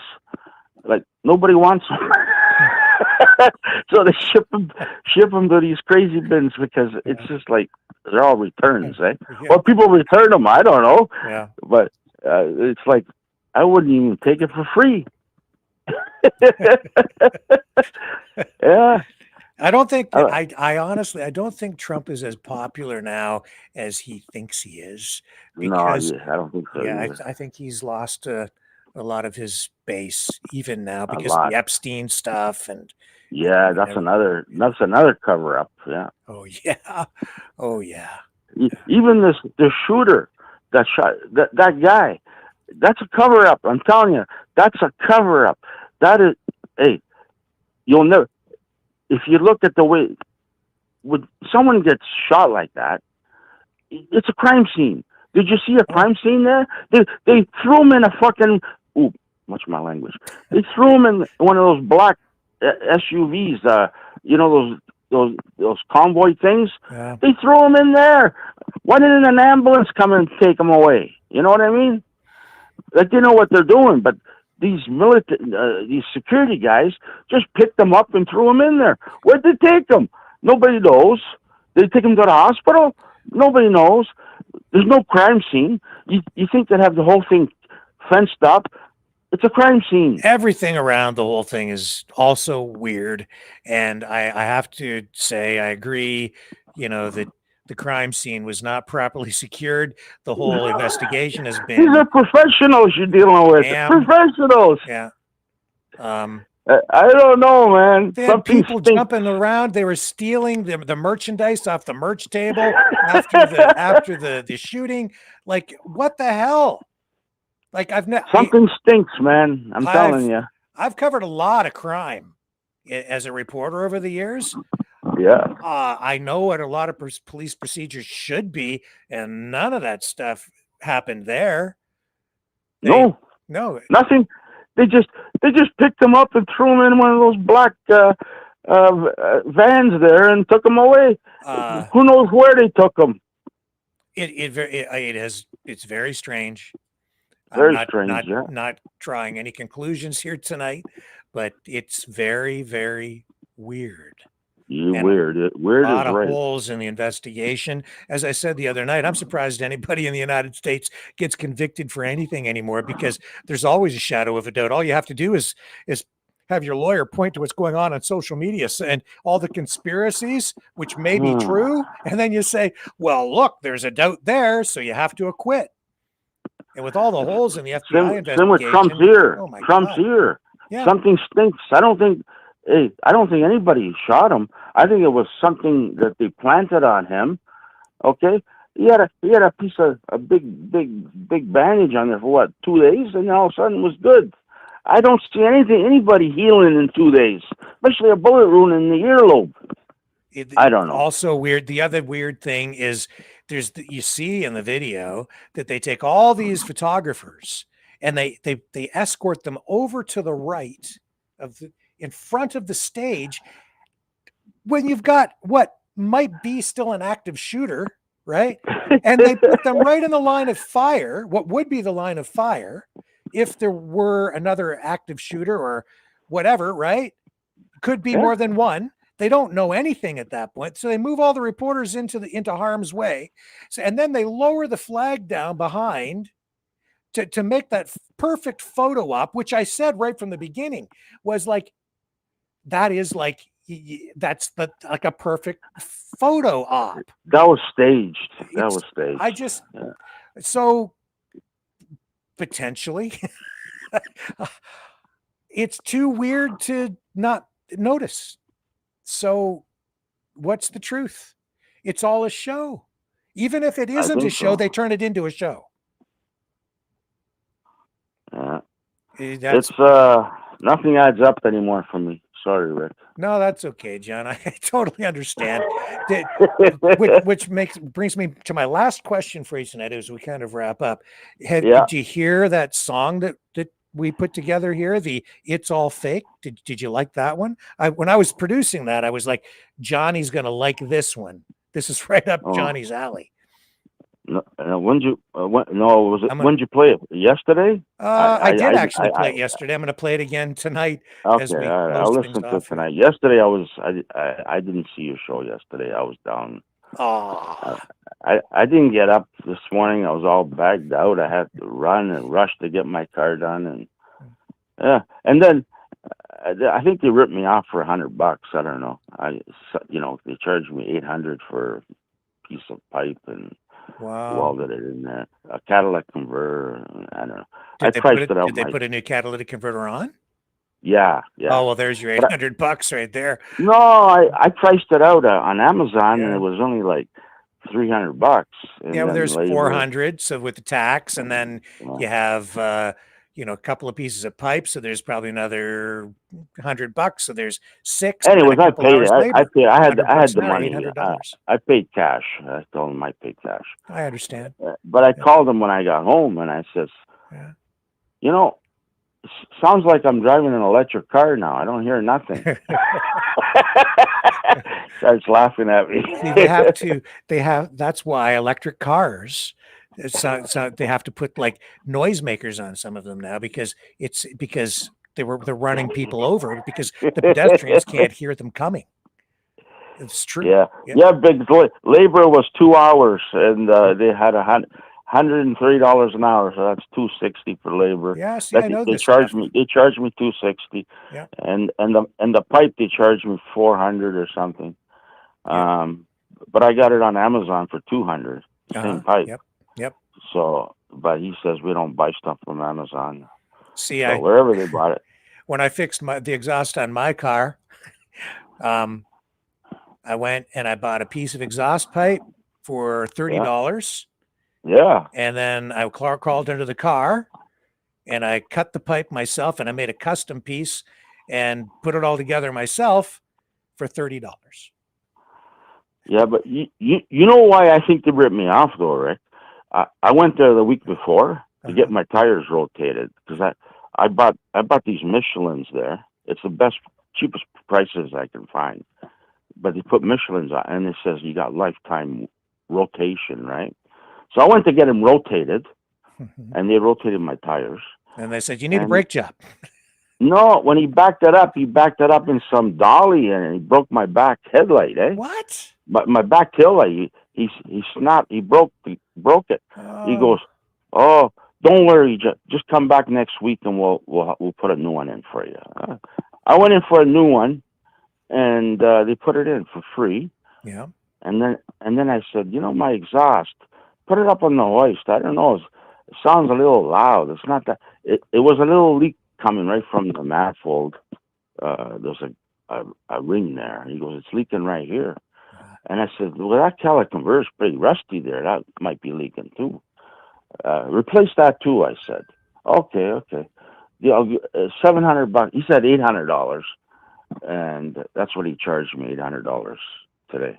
And so I think the price of that taillight, they probably put some of that in there, to recover the loss. That's the way I think, though, Rick.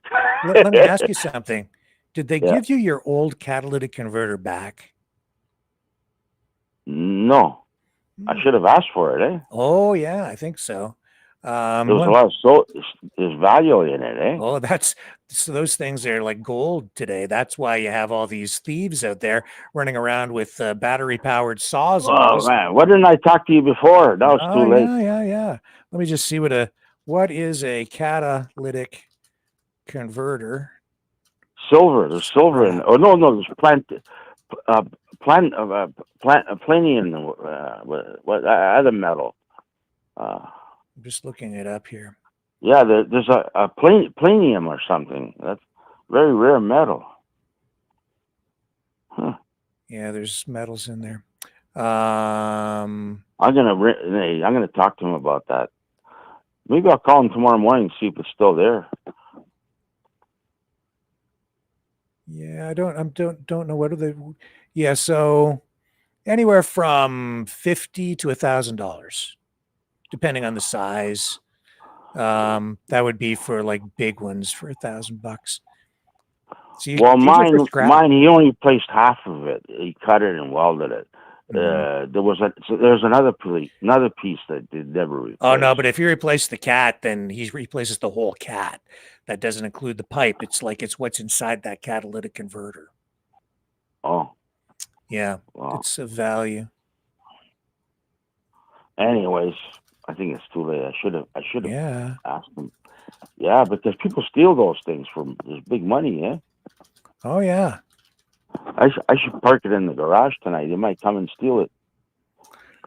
Yeah. Brand new. Guys.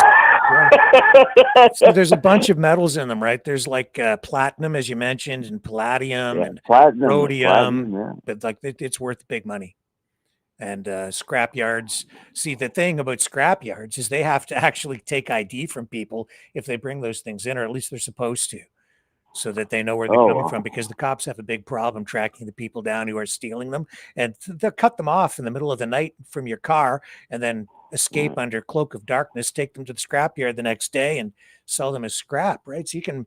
Tomorrow morning, I'm going to start it up and what the hell's going on here? What happened to my catalytic converter?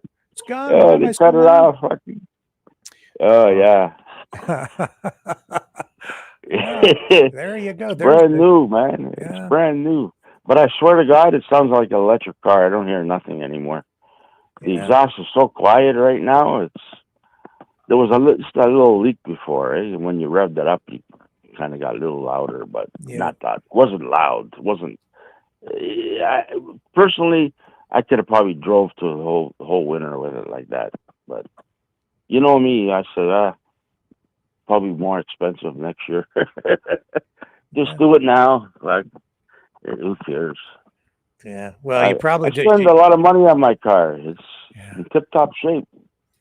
Yeah. Well, I've got a lot of work I should be doing around here too, but like we said earlier, I'm moving a little slower these days. So a lot of the things I look at and I'm like, I'm going to do that. And then I don't do it because I'm like, my knee hurts too much today. There's truth for you. I just got my car rust checked. I got tires rotated. I got to go get my calendars. The guy never had the calendars, and I got to get my. I go there. This one place, rust check. He's got nice calendars. He's got scenery calendars. He's got working babes calendars. I grab one of those. Cars, antique cars. So I grab one of each. Working babes is that's not. I bring everybody a coffee and donuts. Eh? that wouldn't be sexist. What? See, now my elbow is sore tonight. I'm like, oh, I can't work on the car tomorrow. It hurts too much to bend my arm. It's true too. Yeah, my elbow is sore today. This weather is unbelievable right now for working outdoors in your car. Oh yeah, it's nice. It's been gorgeous out. Good weather right now. Oh yeah, yeah. You know. Yeah, so, I should take a couple of days off. I don't know if people here will forgive me, but I do actually need to take a couple of days off to get stuff done around here that I meant to do in the spring. Oh, today, holy smokes, it took me forever to do all the yard work today, man. It's just never ends.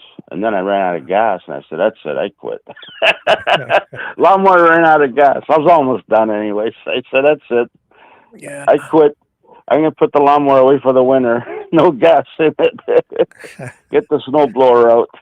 Yeah, I have to fix my weed whacker. I bought a couple of those things to put on the bottom of the weed whacker, you know, the knob that screws on to keep the spool still on. And I have a problem with that weed whacker. It keeps, I'm not putting the wire in right or something, you know. Yeah. I don't know. I keep, I'm doing something wrong. There are alternatives. You can get the wires, like it's just like a wire wheel that will attach to the bottom. I've looked at those, but then I thought, no, that looks like death. Death. Because if it's gonna, the wire's gonna fly off, and I don't know, it'll probably, with my luck, it'll bounce off something, ricochet, and hit me in the eye or something. Oh. I don't know. Oh yeah. I don't know. I gotta look into that. Better get a pair of safety glasses and stuff if you're gonna buy one of those things. But they're out there, so you don't have to change the nylon line all the time, which is a pain. Yeah, it's a pain in the ass. It keeps retracting inside, and I got to keep pulling it out. And I spray lubricant on mine, like WD-40 or silicone or something, to try and keep it from binding inside and not feeding out. Seems to help a little bit, but it's inevitable. You're always going to be unscrewing that stupid thing on the bottom. The other problem, John, is I recommend this. If you have a weed whacker, don't have a dog, because the little spool knobby thingies that I bought, he stole them, and I don't know where he put them. I don't know where they went. I put everything back in the trunk today because I took everything out to get it sprayed, and I was putting everything in the trunk, and WD-40 can. I go, You know your gas cap, you spray WD-40 and wipe it off to keep the rubber from a good seal, right? So the gas, the red light doesn't come on ever, So I sprayed on the cloth, clean, but I couldn't get no pressure out of the goddamn thing, and it's like a half a can, and I'm going, Jesus Christ, there's no pressure. Maybe the cold last year took all the pressure out of it. I was looking for my, the tire valve.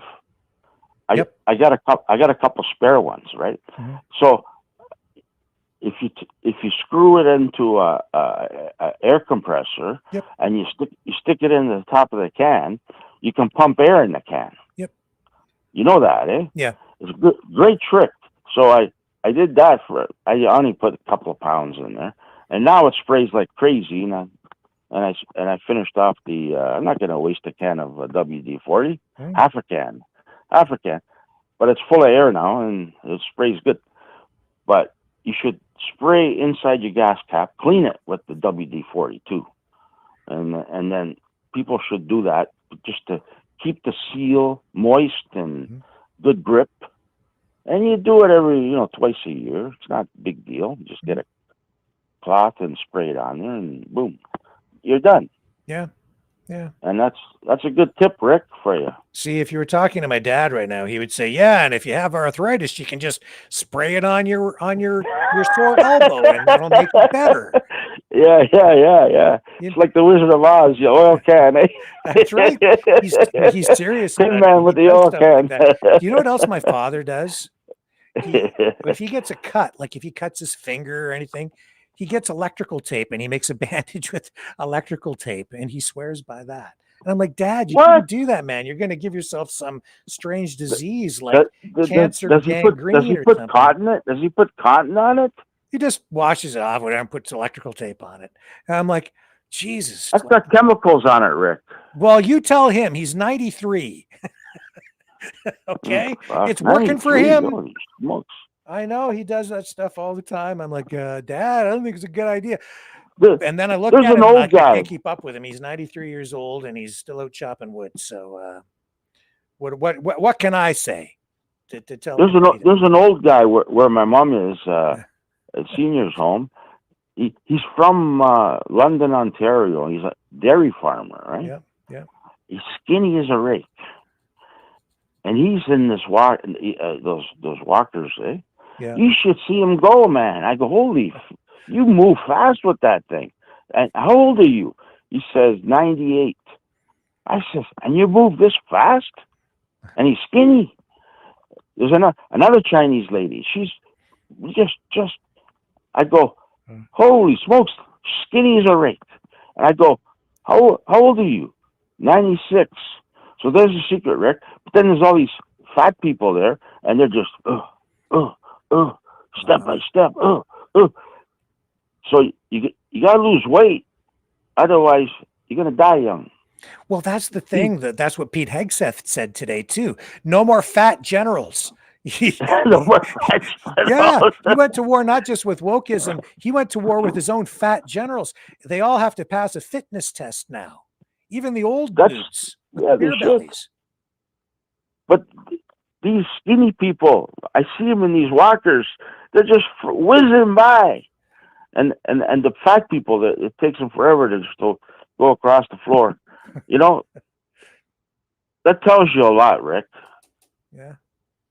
Yeah. You know, even I have found that I've always been sort of a skinny guy, but now I'm like, I got to lose some weight. Like I'm bent down and I can't get up. And there's the truth too. I think I've lost some weight just hanging out there, not eating properly. Yeah, I don't even have breakfast. I just, you rush out and then you're there and come home till 6:37. I'm home.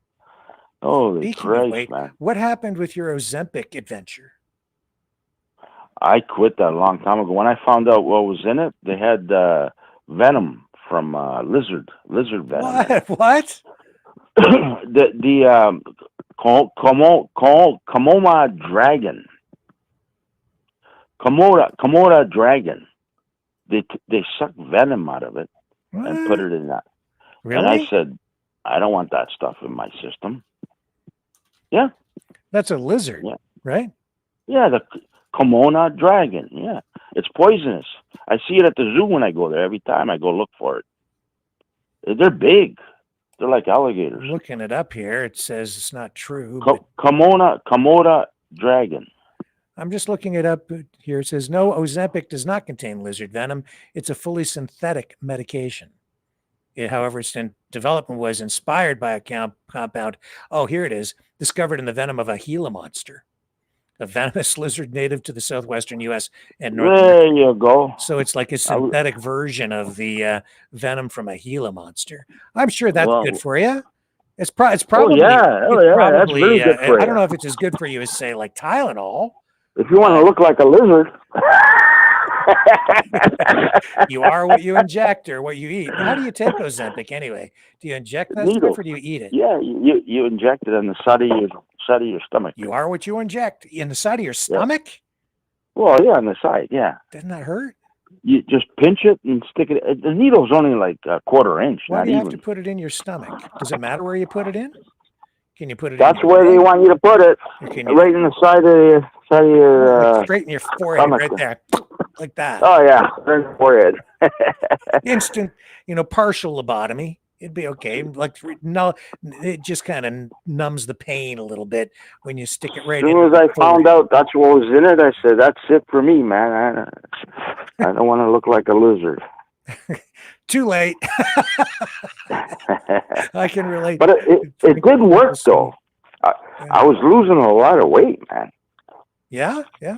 Yeah, it But did work. Did it It make does you? work. How did it make you feel? Well, it gives you more energy because you got less weight. Yeah. The less weight you got, the more energy you got. Look at It sort of slows these down your. skinny guys. These skinny guys with those walkers, they're just whizzing by everybody. You know, they have a marathon for all these old people. Uh-huh. The guy who wins it every year, he's 100 years old, and the guy's skinny as a rake. He wins the marathon every year. Oh yeah. But he doesn't walk very fast. They're all about, you got to be I like know. 80 and up. I was out in my Volkswagen Golf, just yesterday, and I'm cruising down the boulevard, doing about 50K. I look over to my right. Oh, and there's this old dude in a walker, and he's like, he's passing me. I'm like, what the hell? No. Was he skinny? He was skinny as a rake. Yeah, there you go. Yeah. I'm like, oh crap, man. I know that I have, like, you know what they call the engine, and the engines in the Volkswagen I have, it's a 2-liter, right? 2.0. Yeah. So they call it a 2-point slow. It's amazing. Slow. It's amazing what you see at these old age homes. I learn a lot from these old people, and I talk to all of them because I'm a friendly guy. This one lady the other day, she says, "Look, I went to Tim Hortons and look at the number I had, 666." I says, "Oh, the bullhorns for you today." Yeah. She goes, "Oh, I don't know. Is it unlucky?" I says, "Well, you can look at it a different way. You can look at it sex."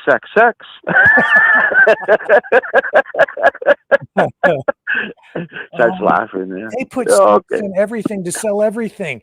Some of it's very subliminal, which reminds me of, like, years ago, you used to get these Pepsi cans, and if you took two of them and stacked one on top of the other and turned them just the right way, they had a design on there that spelled the word sex. Oh, Yeah. Pepsi cans. Yeah, I did a story about that on CTV because people clued in, realized it, and then people started to complain to PepsiCo, right? So I did this story, and I was like, oh, yeah, that's pretty cool. So I went and I bought a whole bunch of them as collector's items. I kept them around here for years, and I don't know where they went. I thought they were kind of a novelty thing, so I kept them for quite a while, and they got tossed probably by my wife, who's like, I can't have more dust collectors around here. Out with that. But yeah, that's what I got to do. Is old people. I'm gonna throw everything out. I'm bringing so much stuff in here now. It's not funny. From crazy bins. Oh yeah, you got to be careful of those old people, John. Just letting you know, because years ago, I went to my wife's grandparents' house. We were down there visiting in Clinton, Ontario. They passed away some years ago now, but this is a long time ago. But I go there, and her grandmother says, "Would you like a Pepsi?" And I was like, well, sure, that would be really great. So she goes searching for a Pepsi, right? And she comes back and she gives me this Pepsi, and I'm drinking this Pepsi, and it tastes odd, right? And then my wife's aunt was there, and she says, "Oh, don't drink that." I'm like, well, why? She says, well, that's because her grandfather was an antique dealer. Oh, it was fucked flat, isn't it? And I'm like, oh my God, this Pepsi was like, I don't know, 15 years old or whatever it was in this can, and I'm drinking this shit. And I'm like, I'd say, you're lucky I'm here to talk to you today about it. You know what really, I feel sad sometimes. These old age homes, I go to visit my mom all the time, and so does other sisters go also. We take turns, but we're there I'm there for 6-7 hours, right? Yeah. And there's all these old ladies in the hallway just parked there. They got to eat there and everything because they have nobody. And I talk to them, and they, it hurts me. They say, take me with you, because I'm wheeling my mother out of there, taking her outside, for get some fresh air, and take me with you. They're all just, please take me with you. They're all saying that to me, and I'm going, oh my God, I don't know what to do anymore. I can't go taking them away. And there's an old black guy outside. I go have a smoke, and he's out there in his wheelchair, and he goes, "Can you drive me to the mall?" I says, "No, I can't drive you to the mall. You live here." Yeah, but I can leave. What do you want to go to the mall for? I want to go get a Mickey. A Mickey. I says, no, definitely not. I'm not doing that for you. I'm sorry, you can get me in trouble. I says, no, not going to do that. He goes, I drink Mickeys all the time here. I says, no, I can't do it. And then there's another guy with a wheelchair coming down the street, and he gives him two Mickeys in a bag. He went electric wheelchair. He went to the liquor store to get him two Mickeys. The liquor store's like, 400, 500, 600 yards. I don't know. It's at the corner, but it's still unbelievable, Rick. The place is, but it's a good home, but I got to get her out of there. It's too much money. It's a private one, right? It's hard to get into a home today. Yes. Yes. Very, very difficult. She's on the waiting list for 6 places, and it just never comes. Yep. Anyhow, so now they're all the ones that are not funded. They're the ones that you can get in right away, but it costs you a fortune for these places. Yeah. Not cheap. This one lady, she's paying $7,000 a month. Whoa. I said, how could you afford that? I said, well, my husband, he was a police officer for Toronto, and he had good pension, and so we're living on. He died. He was here too, and he died. But they're not kicking me out of here. He goes, she's got 2 rooms, and one room is a TV and a dining room table, and the other one's a bedroom. Yeah. And she's been living there, but she's still good. She's still got a walker. Scottish. Yeah. She's still good. Yeah. But this unbelievable. The people there, they're very friendly, and everybody. Hey, you look like a Gila monster. My long hair. Right? You look like that wrestler. Ric Flair. I go, woo! yeah, woo! Just laughing at me. You know who he is, eh? Yeah, woo! I've never thought of that. You look like Ric Flair. Well, that's a whole lot better than a Gila monster. A little anyway. Yeah. Well, I wish I could take care of all these people there, because they're all nice people. Yeah. Yeah. I wish I could, but they're all Filipinos. All the nurses and caregivers are all Filipino. Very nice. Oh, yeah. Very nice people. They work hard, and they're very nice people. I was on a phone call just 2 days ago with somebody who was like a telephone support person, and anyway, the conversation turned a little bit, and I said, well, where are you from? What part of the country? Oh, well, I'm in the Philippines. And I was like, oh, yeah. I've never been there, but the way she described it, it sounds like a very nice place. Well, I talked to one Filipino there. I said, I'd like to live in the Philippines. How long you been here? She goes, oh, not too long, about 4 years. She goes, I'm working here as a, helper, caregiver. I said, is the Philippines, the healthcare same as here? He goes, oh no, the healthcare there, you got to pay. There's no freebies there. He goes, people die because they don't have the money. Right. Yeah. I said, how about pensions? Are the pensions? Oh no, they give you like $50 a month. You work all your life, and they give you like $50 a month for your pensions. Mm-hmm. And then the other day, someone sends me this video that Carney, they want to cut our pensions. All the pensions here, they want to cut them to give to the people unfortunate, like the immigrants that come here. There's so many immigrants coming here. They want to cut your pension to help pay the immigrants' pension. Well, I tend to look that stuff up and see how true it is when people make those claims, because there's so much of that.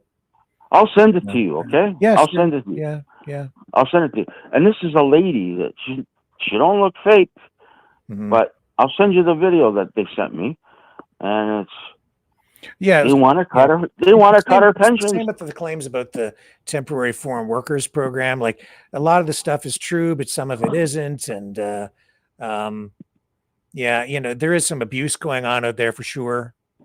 But This says a lot of people collecting pensions, and they don't need the money. They're making too much money. Oh, I think there's some of that goes on. Yeah. Because yeah, people are come here working. and plead poverty when in reality they're coming from homes and back home they've had a lot of money and they bring it here. So there's some of that goes on too. So I'll send you that video though. You check it out. It looks true to me. Yeah. Send me a message back if you think it's sure. fake. What generally what I do is I go and I do preliminary search, and then I go in and I find the actual government program documentation to find out what the criteria are for qualifications and what the program really involves. But my wife was saying that I have to be careful what I say because she's a banker.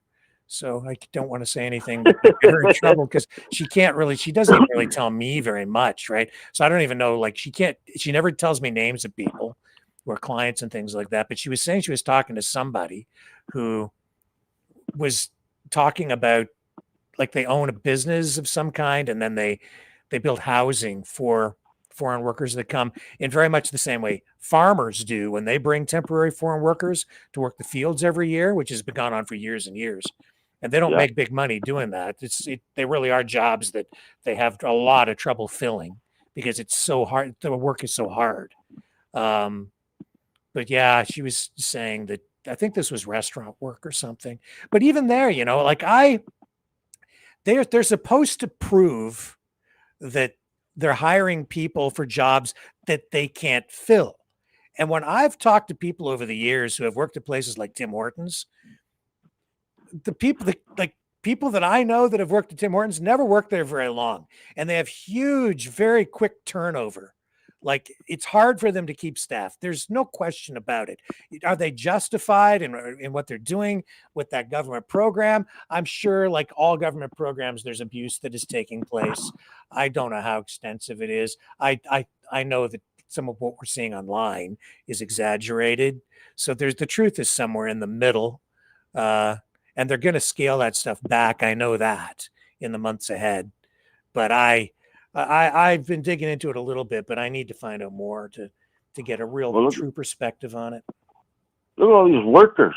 The government says if you hire an immigrant worker, or we'll pay half the salary for a specified time for training. Yeah, and some of the programs are not as lucrative as you might think they are. And then they're supposed to try to keep the worker on after, but a lot of the time this is where the abuse comes in. They hire the worker, they keep them for the training period. They collect at the end, they're supposed to pay the full wage. Then they're supposed to get like a rebate on part of that wage up to a certain percentage, which can be substantial. But then a lot of the time what they do is they don't keep the workers on, and then they get another person and then go through the training session again. And if it's a low skilled job, then you train them in 5 minutes, but claim 6 months of training subsidies. So that's where a lot of the abuse and shit comes in. But there's a lot of that stuff going on. Oh, tons of it. Yeah. And that's not a reflection so much on the people working behind the counter as it is the companies abusing the system. I like Budweiser Stage is government. The government owns that place. Every time I go there, all the security is all India, from India, and I notice a lot of these government events I go to, they're all from India. The security, they're into security like crazy. Those people. Yeah, we've got a big, influx of people from India, and I think that again, the finger to be pointed. It should be directed at some of these politicians, frankly, who have created imbalance in where a lot of these people are, immigrants are coming from. And that's because they're getting, there's corruption there. Like if you look at Patrick Brown, right, the mayor of Brampton right now. Yeah. And conservative politician, he has all this support because if you go back, you can find the actual stories on this. He openly talked about delisting the Tamil Tigers as a terrorist organization, and he does stuff like that in exchange for promises of, like, he gets campaign contributions. Right. Yeah. And then he I makes can see promises that. to that diaspora community, and then they support him, and they kick all their money into him. And then in exchange for that, these politicians were like, well, then, okay, then we'll loosen up the immigration laws, or we'll create a system, or we'll do stuff to make sure that when we bring in people from other countries, it'll be your community that gets them, right? So bring your friends, your relatives, whatever. And so it's the politicians who are getting their pockets lined in order to get the campaign money, which doesn't really, politics is so corrupt in that way in this country, because people don't realize same that. with the States. Yeah, like if you donate to a political party or a politician, especially like the federal level, say, you get like, what is it, like 80-90% of it back as a tax break. So if you're a wealthy person, or if you're even just, very gainfully employed, you can use that as a tax write-off, and you can give like $100 donation and get like $90 back, which means that the donation is like 90% taxpayer money to the political politician, to party or the politician, and $10 to you at the end of the year, provided you're making enough taxable income to then put that claim forward to Revenue Canada. So it's very lucrative for these politicians, some of whom run for office with, I think, really no intent of winning, but they turn it into a business, and this is the game that's played in Canada. But these Indian securities at these concerts, they're like rakes. You know what I mean? If there's a fight, what are they going to do? Security, what are they going to do? I'm thinking, what are they going to do? How are they going to break up a fight? What do you mean? What do you mean? They're like rakes. Oh, you mean skinny? Skinny rakes. Well, you just said there's a fight. If there's a fight, what are they going to do? Do they have walkers too? Yeah, they got walkie-talkies. They probably phone the cops. I'm pretty sure the Call guy the that cops. passed my vote. That's about all they can do. Who was skinny the other day? I'm pretty sure that he. Well, that's too late. The cops might take 20 minutes to get there because of the crowds and shit. Yeah. And meanwhile, somebody can get really hurt because they can't break it up. They're too skinny. Like they're not meant to. No. They don't know how to fight. I don't know. I don't know about that. I wouldn't prejudge if I were you. You might not want to mess with those guys. Depends on the training, Well, I look at them. They're like little skitty rakes, man. I go. I don't know how the hell they're going to stop a fighting around here. I've seen fights with little guys who have taken out Goliaths without too much trouble. I don't know. Yeah. I don't know. I've never seen it, but so far the concerts I go to, they're all heavy metal. You think there's going to be riots there, but I've never seen a riot. Just drunk people. Yeah, that's about it. Well, listen, I have a conference call I have to get to online here after I sign off, so we better wrap things up tonight. But I've really enjoyed the conversation with you tonight, my friend. This has been fun. So I'm glad that you did this. Thank you. All right. Nice talking to you too. Right. Bye. And don't forget this song closing off tonight. It's All Fake. Oh yeah. I'll turn it up. Dedicated no volume to you right now. Okay. Oh, dedicated to me. All dedicated right. to you. I had you in mind while I was producing this. Yes. All right. 100%. Let's check it out. Yeah. All right, buddy. All right. See ya. Okay. Bye.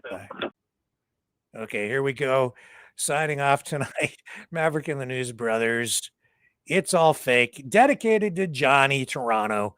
And we'll be back here tomorrow night, 7 p.m. Eastern, on the flip side. Whoa. Hang on. Let's try it one more time. That was a false start. Recue. Here we go.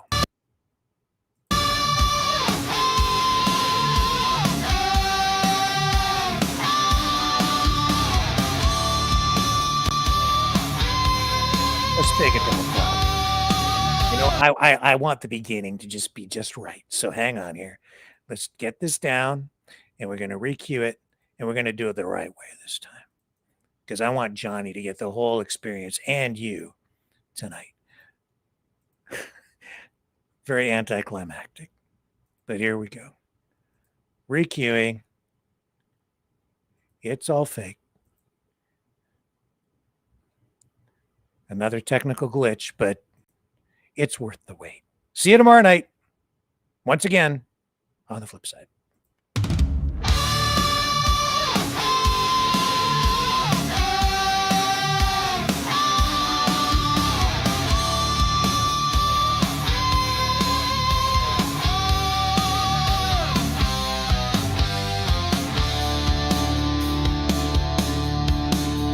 Biden's about, Charlie's alive. Elvis flips burgers on the Lower East Side. 10 Trumps mask up on your phone. Shilling mean coins by remote drone.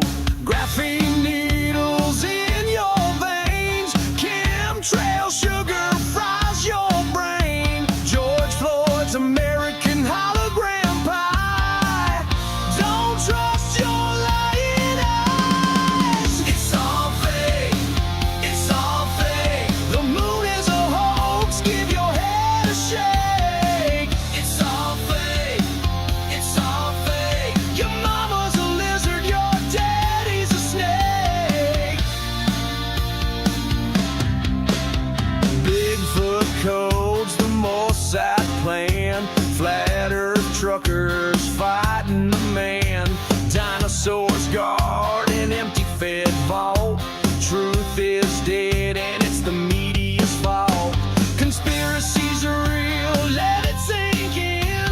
Time travel, JFK is president again. 9/11's a VR game. The elite cut deals in the devil's name. It's all fake. It's all fake. From the jab to the pills that you take.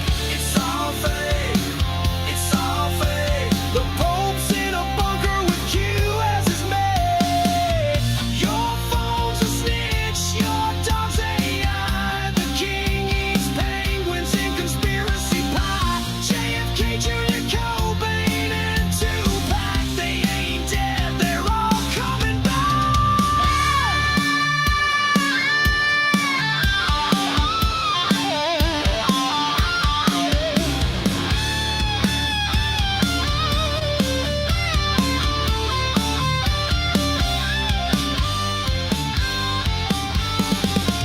It's all fake. It's all fake. Every headline, every handshake. It's all fake. It's all fake. FBI, CIA, KGB, ABC. Are you awake?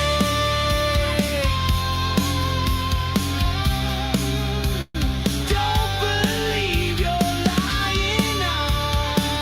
It's all fake. It's all fake.